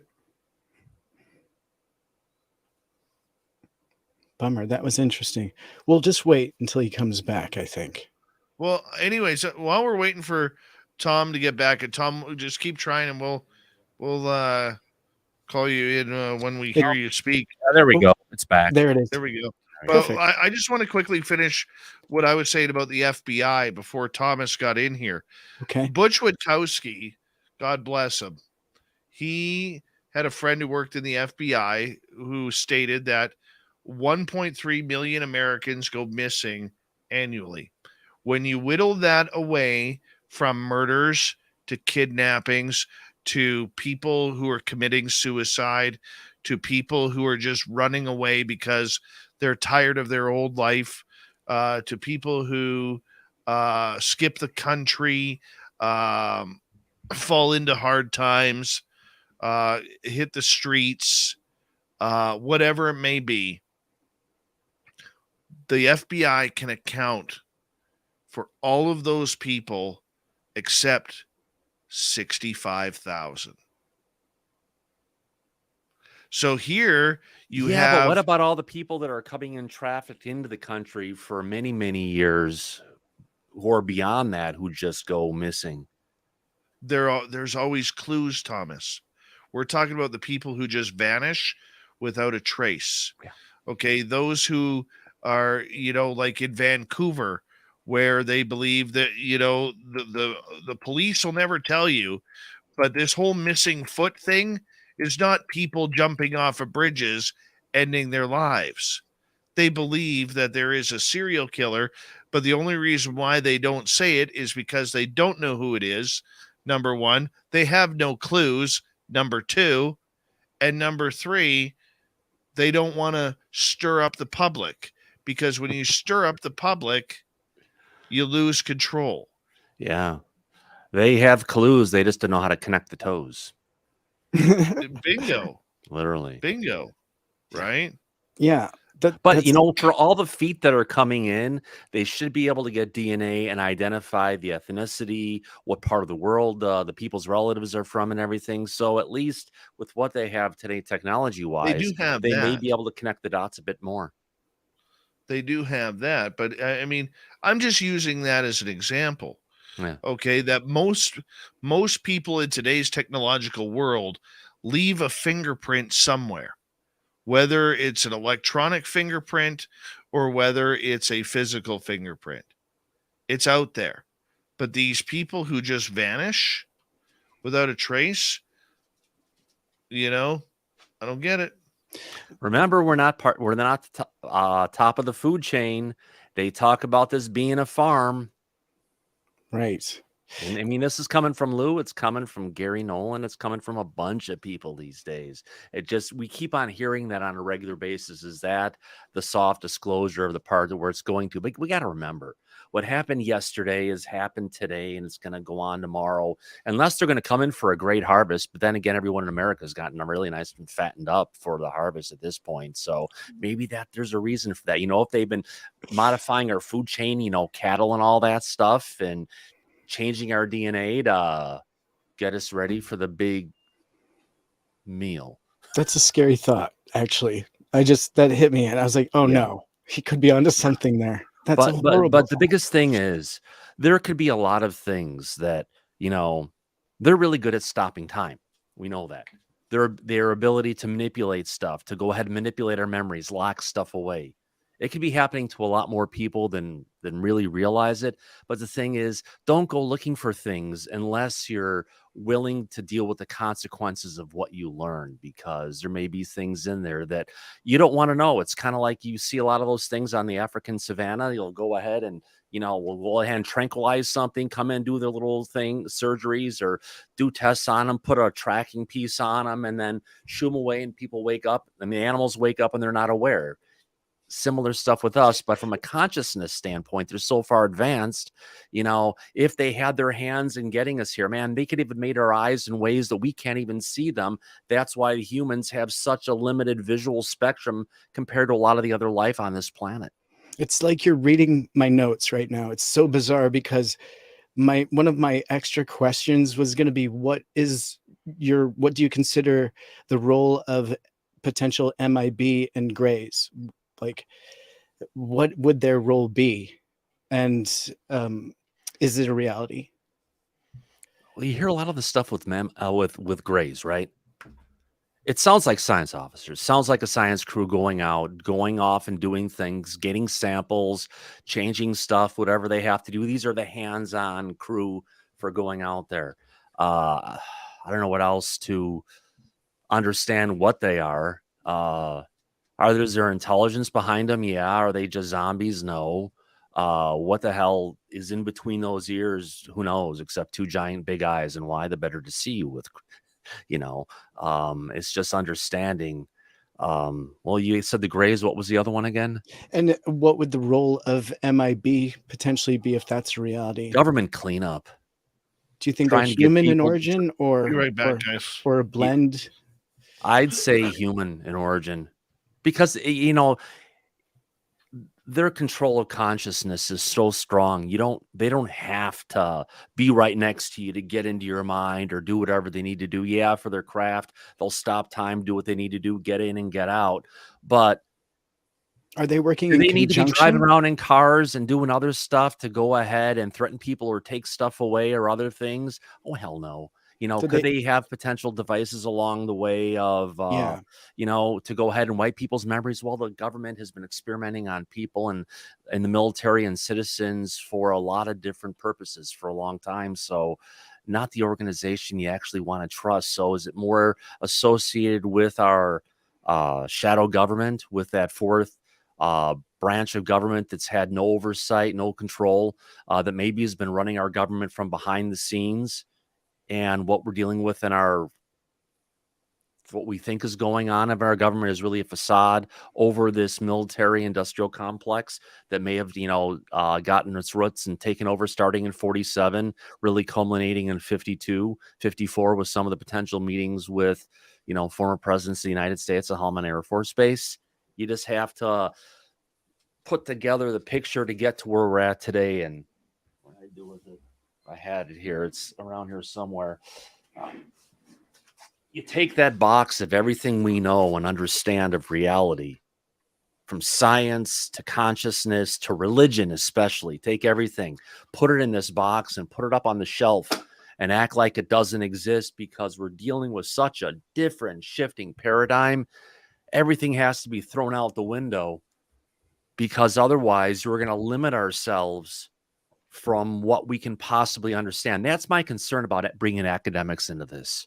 A lot of academics are in that box.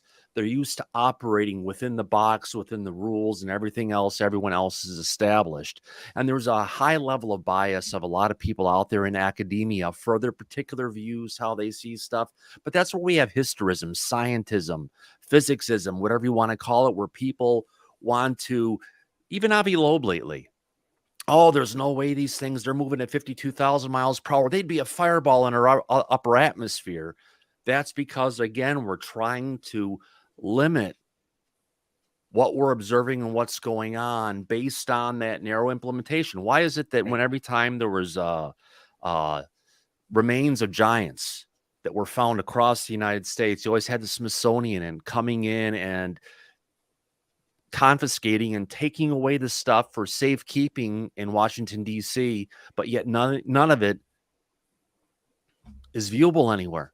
It's all locked away. And if museums have it, they keep it locked away because it doesn't conform to the existing and accepted model of what a lot of things are. I mean, we have to also look back to the potential stuff that Jimmy Carter was told back when he was president that had him somber with his head sobbing in his hands for a week, because they told him that, were created by the ET, that religion was a social control complex that was created by the non-human entities to kind of keep us from truly killing ourselves. Granted, a lot of people have been killed because of religion. Just look at ISIS, which actually doesn't even do a dent compared to what the Catholic Church has killed throughout its time and rule in history. So, yeah, there's some things that are contained, but we just have to be willing to put it all aside. I mean, that's why someone who used to be on my channel isn't on the channel anymore, is because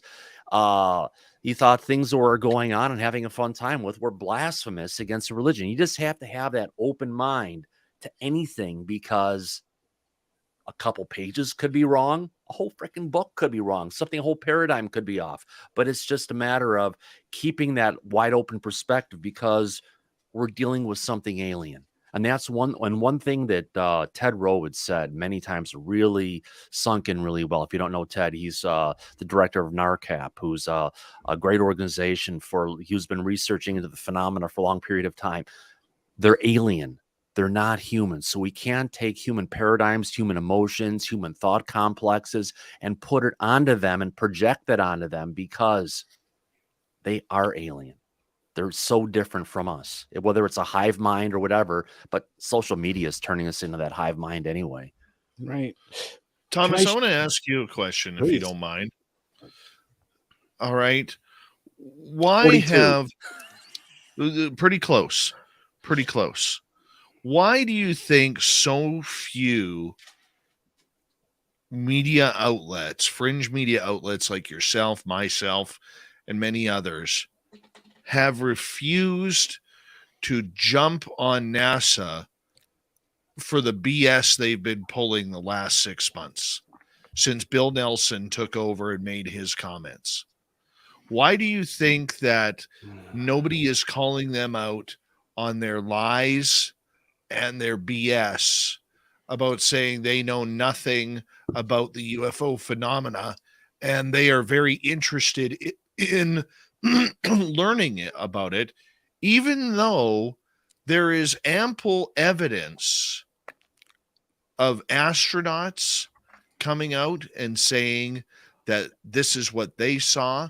There's recordings of this that are public, and not a soul from the mainstream media to the majority of the fringe media are talking about this, discussing it, or showing any sort of anger towards the lies that are supposed to be moving the disclosure movement forward. It's unconscionable, Thomas. The reporters, the investigators don't control what they say. Yes, they do. They get a teleprompter to go uncover. For instance, there was a reporter who had the whole Jeffrey Epstein thing completely broken down and had interviews, had everything there 3 years before it even came out, and they were completely shut down and locked down, and they weren't able to talk about. She wasn't able to talk about anything because her leadership where she worked kept her from talking and bringing anything about it out. Now they can talk about it. There's a Project Veritas, I think. There's an expose going on about this right now. But it comes down to those in control of media are the ones who completely control the message.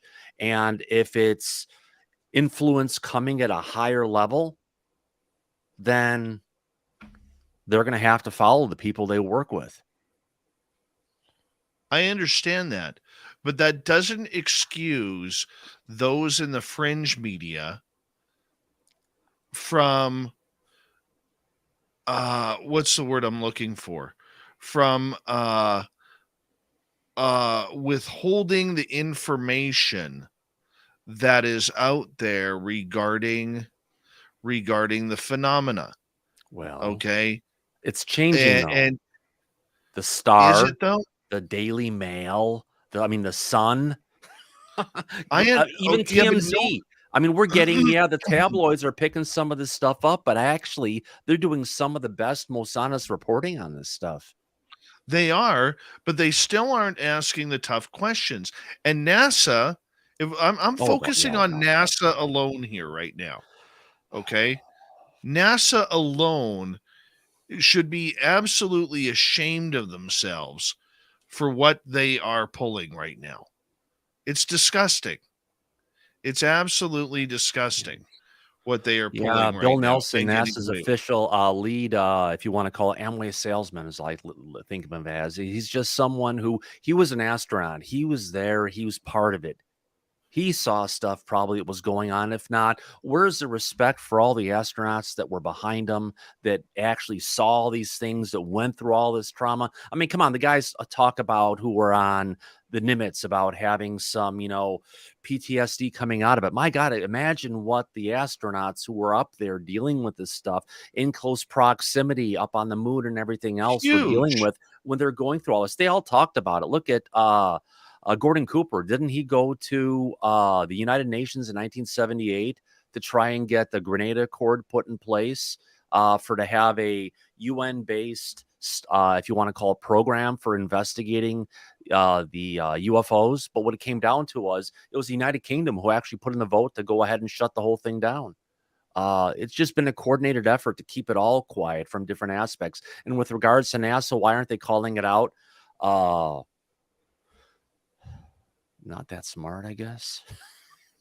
They don't want to cause controversy. I know Ross Coulthart is watching it very closely. Never straight answer. I know he is. Okay. And Ross and Bryce Zabel are tied at the hip when it comes to that.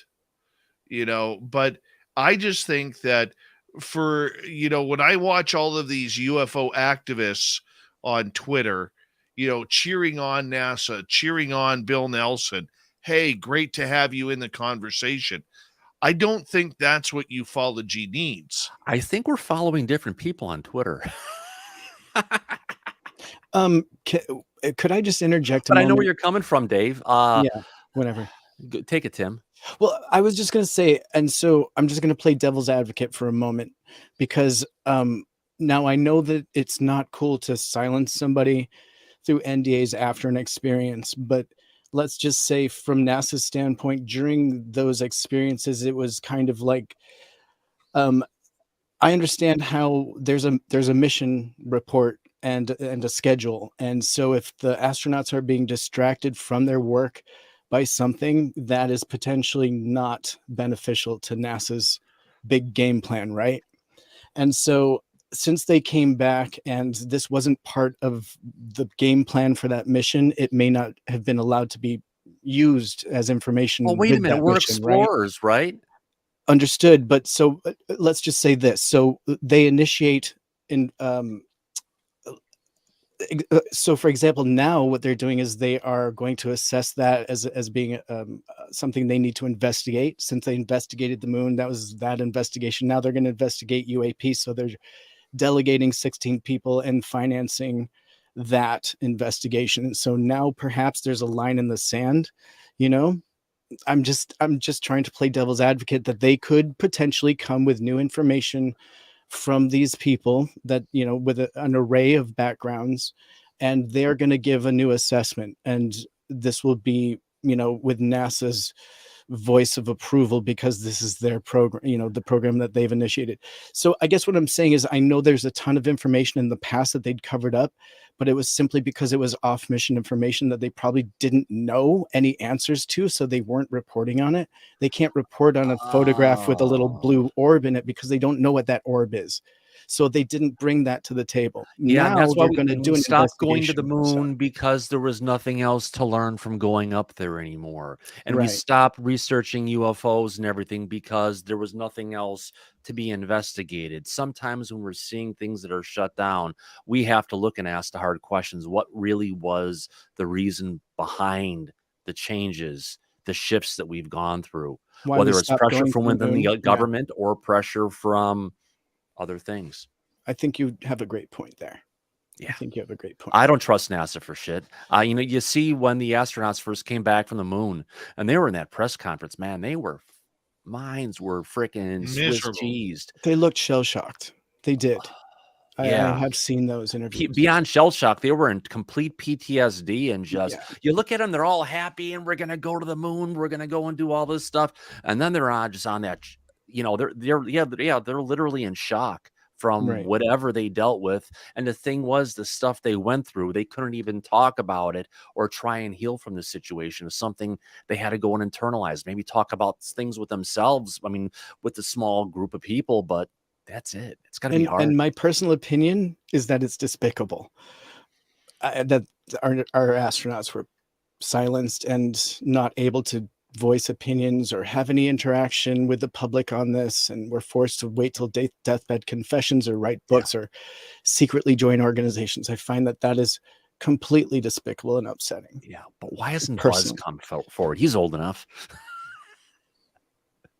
He had to be exposed to some of this stuff. I mean, even John Glenn and a lot of different. John Glenn was actually working with Colonel John Alexander and Robert Bigelow, trying to get disclosure to move forward in some of the initial meetings that were happening in Vegas before everything came together with Bigelow Aerospace and OSAP. So there's been a lot of astronauts who have gone and seen and done things that, have seen things that have tried to be a part of this to try and move things forward. What we have now is what I've talked about a bunch of times is we had this whole disclosure thing started up by Lou in 2017, and it got really big and going.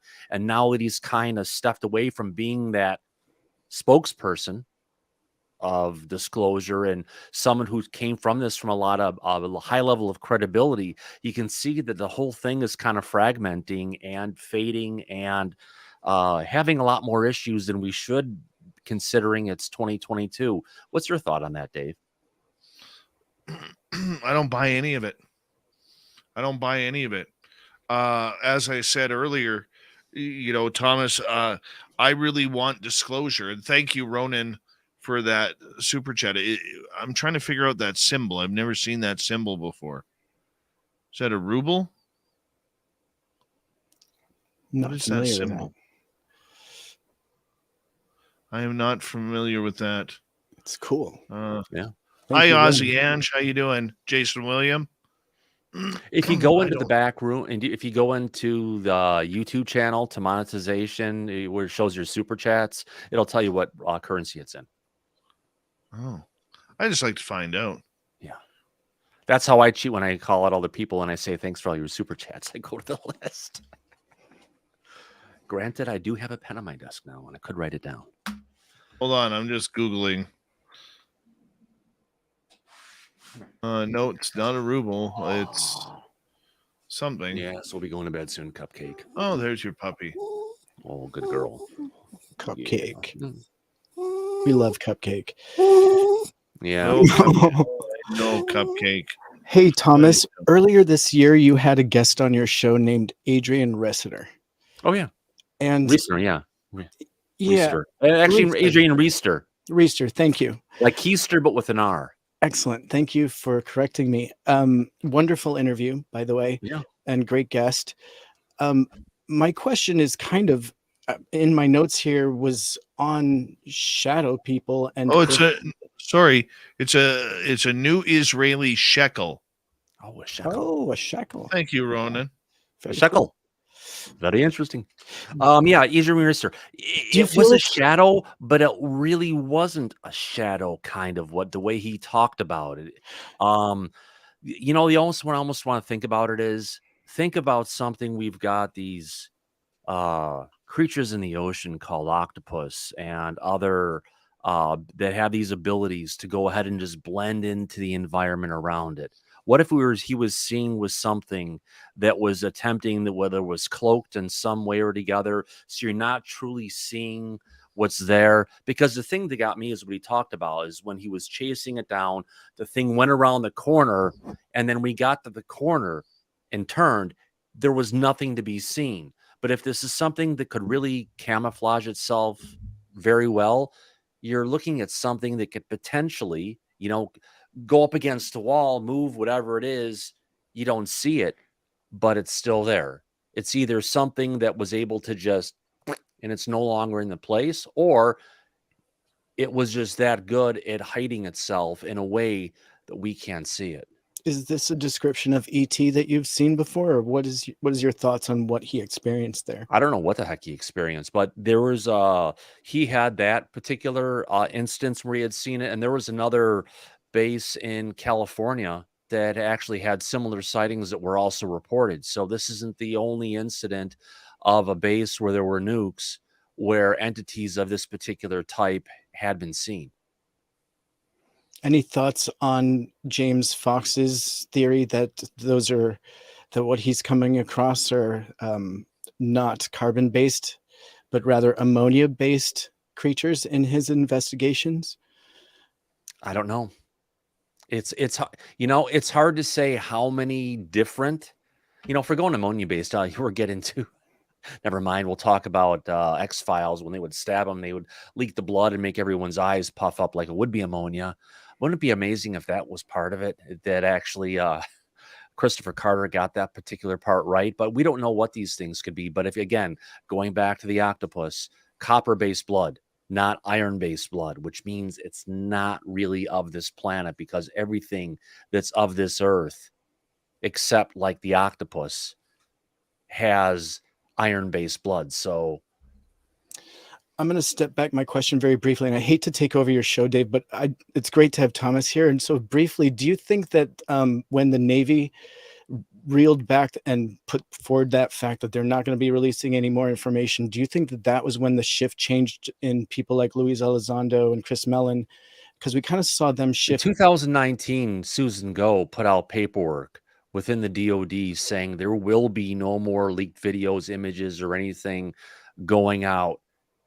We're going to do whatever it takes to go ahead and stop it. So that's 2019. And then it was when the Navy went and refused to put out the pictures that, John Greenwald was trying to go ahead and get, and challenging him for the FOIAs. They had already put the policy in place and reiterated it. I believe it was in December of the year before, where they had already reaffirmed that we have these changes and stuff, and we're going to make sure no additional information no additional photographic or video information would come out. But even if it could potentially come out, we still have Susan Go trying to take every piece of photographic or video evidence and classify it as a matter of national security that it can't be released.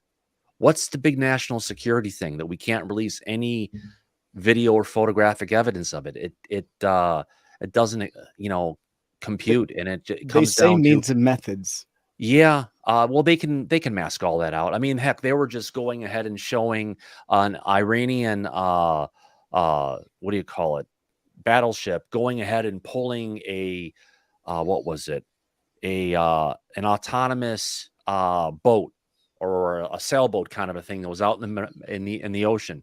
And they went and they captured it, and they were bringing it back into Iran. They took it from international waters, which they weren't supposed to do. And it was like with Gen 4 night vision, really high resolution. They had all the information and all the sensors that was there, which is no different from some of the stuff that we're supposed to get now. Talking about stuff we're supposed to get, supposedly coming out of this declassified section of the UAP report, as we are going to get some pictures of the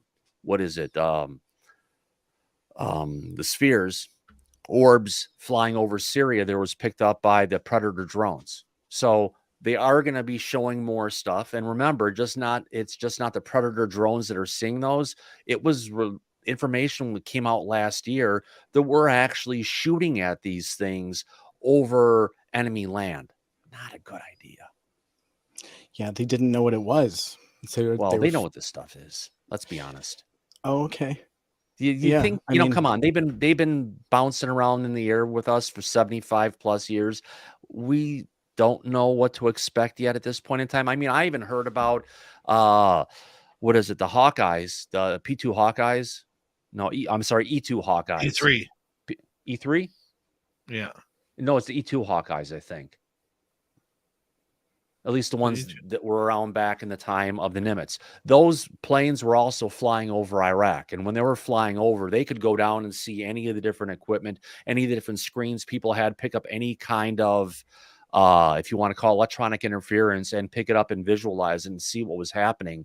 I mean, that's when we had, them dressing up as poor little, mentally challenged girls with outfits with bombs, and then telling them to run up and go and pet the puppy, here, pet the puppy, and go blowing everybody up. He was listening to a lot of that stuff happening in the air. But it wasn't just that they were experiencing UAP over those operational theaters as much as they're getting them here. So again, it's that worldwide thing that's going on.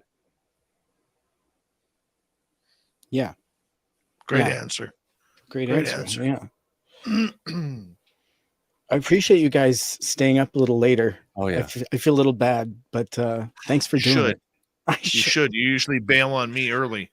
I bail right at midnight. Yeah. But just you gave me a little leeway tonight. It feels like almost like my Usually show. I thought you're out of here by 11:30 on the nose. I mean, 12:30. Usually 12:39. Is that yeah? I guess I haven't watched in a while. Yeah. And so I guess my final thing here would be, what can we all do to prepare as this ET story develops? Because it's just going to get bigger. I mean, there is an ebb and flow to the information, but how can we, the people that believe that this is a reality, right? How can we prepare and help other people prepare for this? Well, we just have to start sharing the information frequently and often. And what's the old saying about I'll tell two friends and they'll tell two friends, and so on and so on. We just have to find the dialogue to go ahead and open up the conversation, get people to understand these are things that are truly going on in our skies, get them to open their minds to what the government has been lying about and hiding from us from all these years.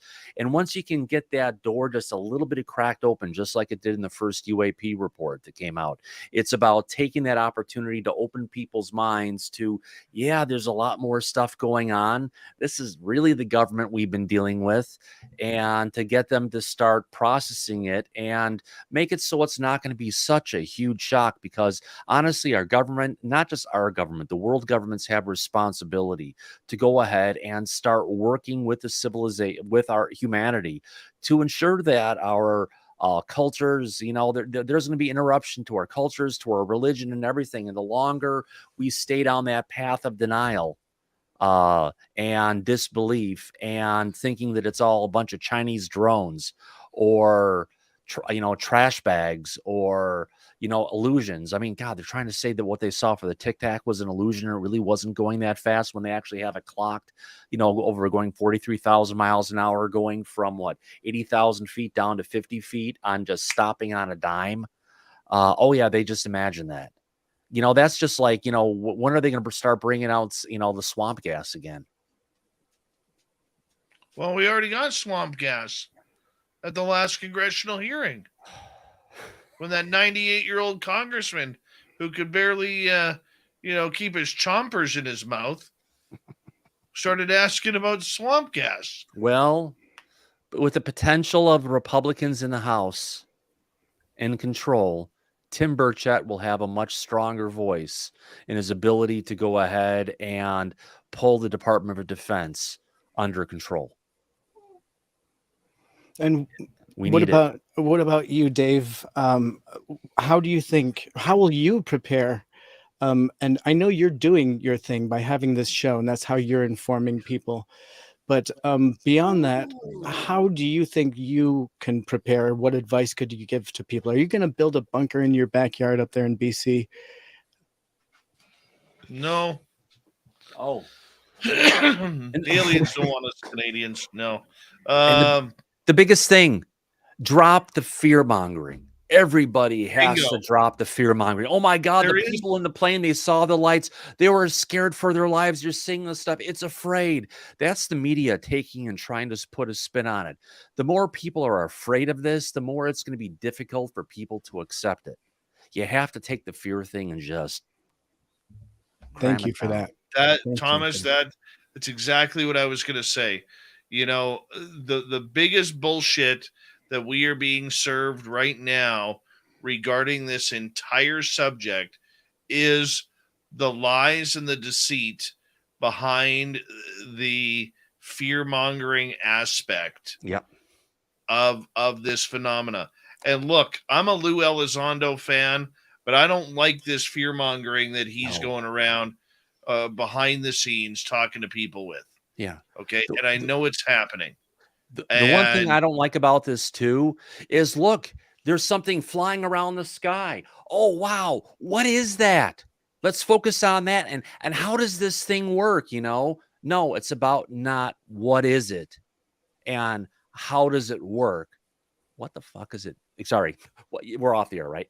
What the heck is it are they doing here? Why are they here?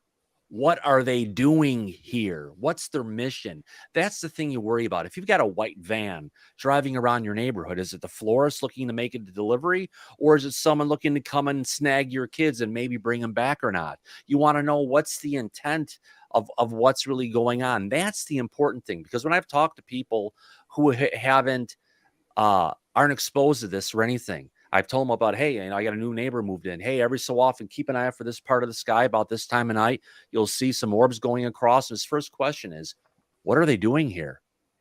That's the real question that everybody would really like to know. Focusing on the craft, focusing on how they work, that's the psyop. That's the distraction. For what they know about what actually the mission is, that's what we need to know. That's the key thing. But when you were selling a threat narrative to not only the public but other governments around the world, that's dangerous. It's dangerous. The involvement I saw with other governments that I can't talk about was not about selling a threat narrative. It was specifically about education. Up here, not there. It was way on the different part of the world. No. But what I'm saying is, up here, when the talks failed, it was because of the threat narrative. Yep. And I know that the reason that pilots report it is because they have that awareness of the potential. Yeah, the abbreviation for the state of South Carolina isn't the only place that talks about this kind of threat narrative.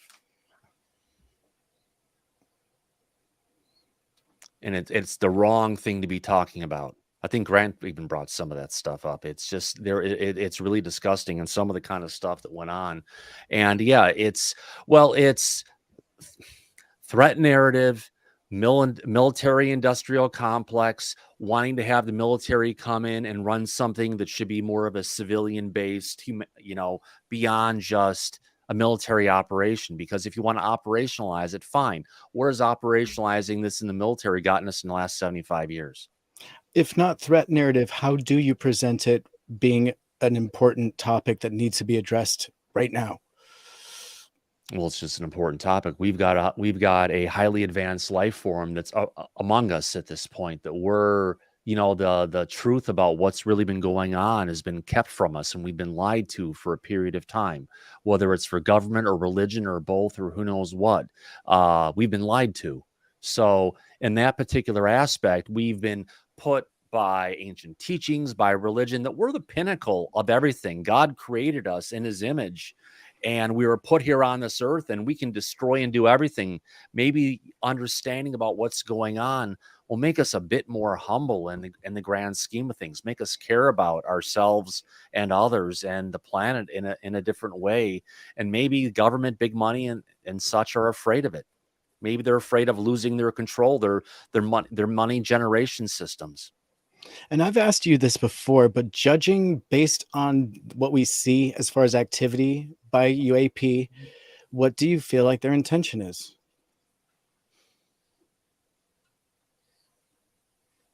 Honestly, we've got a big hell of a cataclysm heading our way again that happens on a regular basis. And if they have so much time to go and button things down, get the planet cleaned up, ready for if we're going to have the oceans turmoil again, we have 430 nuclear reactors on this planet we're going to have to take care of, because otherwise if a cataclysm happens again. By the way, there was legislation in the House and Senate for a cataclysm, addressing any cataclysmic events that could, happen in the next 30 years, and to make sure continuity of government, for survival of that, and quote unquote population, that we're completely supplied and ready for anything that could potentially come our way in a period of time. And if something bad is going to happen, and it would happen, imagine what happened with Fukushima or Chernobyl 400 times over on the planet. We would irradiate all life on this planet,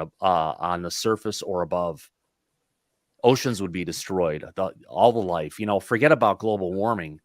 If something like that goes on, just the amount of radiation, that even from all the nuclear waste sites that we have that are intolerant or set up to handle any kind of giant water incursion, a majority of our nuclear power plants in the United States on the coast or inland are not prepared to handle that kind of, from a structural or from an operational standpoint, to handle that kind of a situation. Dave, same question to you, and then I'll wrap it up. I agree with Thomas on the military-industrial complex 100%. And I think one of the things that hasn't been brought up a lot with this topic, and Thomas, I apologize. Normally I watch your show every night before I come on to SOR, but just lately with my mom being ill and everything like that, I've kind of got a little bit distracted into other things. Yeah. Family is important, and spend the time while you have it. Yeah. Well, one of the things that I think is happening, and I have zero proof of this, but my instincts are usually pretty good. I don't think on a number of scales that this is about aliens at all. Otherwise, because this disclosure thing has been just a complete foobar. It really has. We're not in disclosure. We're in confirmation, number one. But number two, I think this is also a race to make money in space. Yeah. Space is the next giant financial frontier. Yeah. And these few who are controlling this and not letting things out, not telling, I'm not saying they're lying, except NASA. You're lying, NASA. Yeah. You're absolutely not lying. But other people who are involved in this, I don't think they're lying, but I think they're hiding a little bit, a big misconception that if they can make a lot of money off of this. Yeah. Okay. The threat narrative can create a lot of money. What do you think Ryan Graves is doing? Trying to put this threat narrative for the airlines and such, and trying to say, oh, we need to have all this additional radar and equipment and everything. Is there any tie between him and any of these technology companies who would be supplying all that stuff? Yeah. It's a race. Like, look, when you have certain people who are running around claiming threat narrative, like Ryan Graves, like Elizondo, and people like that. When you are going and visiting other countries, this is if I was Elizondo right now, this is my theory. Okay. I'm not giving credit to anybody else because, damn it, this is mine. Okay. I think this, and I'm saying this as a fan of Lou Elizondo. But if I'm Elizondo and I have the open ticket to go to all these other countries, this is what I'm doing. I'm promoting a threat narrative. And by the way, my team of people that I have, I'm going to put them together and we're going to monitor your UFO stats for a fee every year. And we're going to break down UAP reports, okay, for only a couple million per country per year. That's what I would do. Here's one thing I want to bring up about Lou, who I respect and everything very highly. He's a great guy for what he's tried to do and everything. For majority of the time he was out there on podcasts and everything and spreading his message. He was currently, probably because he admitted a long time ago, he was a contractor with he was a government contractor. I remember when I did a music video on that piece, and through a lot of his conversations, he said a lot of things, but only a few times did he come out there and say what he personally thought and was saying.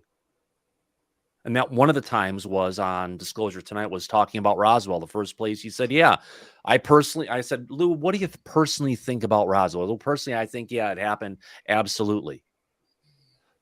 Who was he speaking on behalf of all the other times?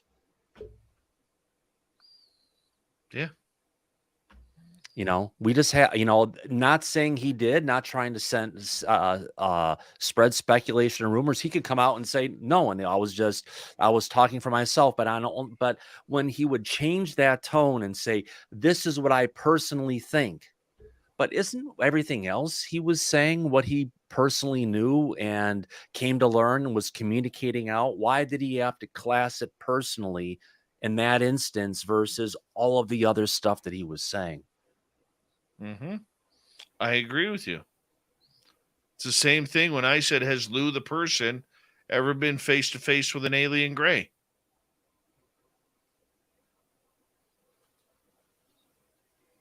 Yeah. I mean, I asked him that. That was my question. I don't know if you remember, Thomas. That was exactly my question. And he smiled and said that he couldn't answer it. Right. It'll be in his book. Supposedly. Yeah. If or when it comes out. I miss Lou personally.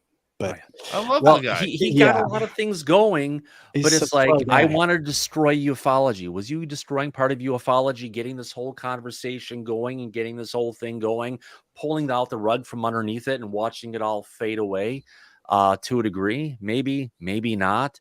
But even just looking at, I watch YouTube statistics and stuff, and sometimes because the way I would have the videos set up and topics and keywords and the whole thing for going and getting your videos in front of a lot more people, Lou Elizondo was like a small percentage of, lately of the live streams. People are searching for my name a lot more than they are for Lou now, for at least for coming to watch the broadcast.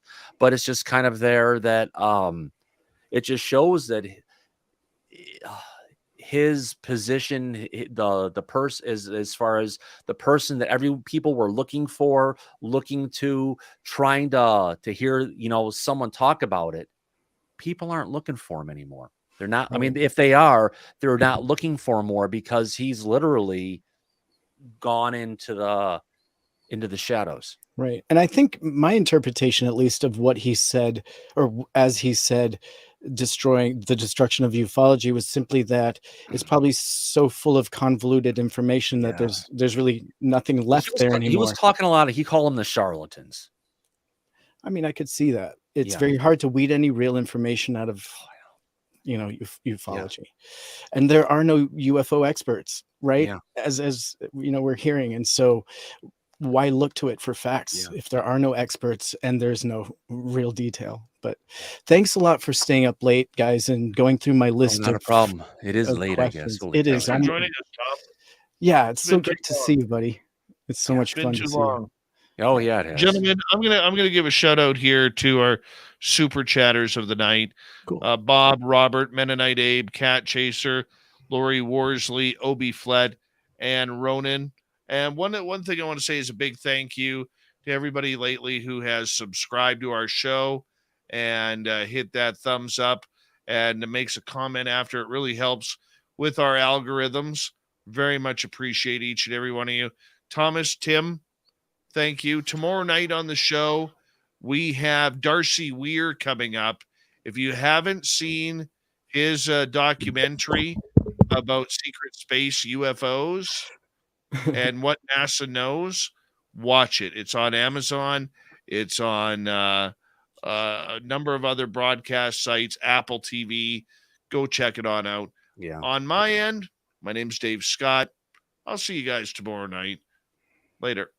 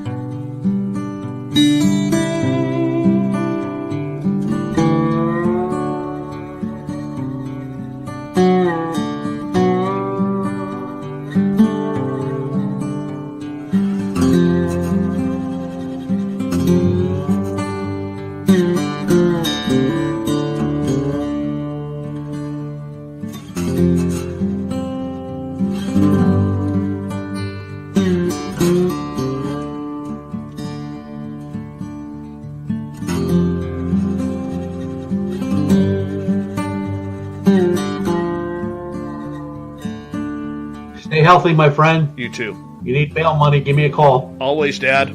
Take care. You too.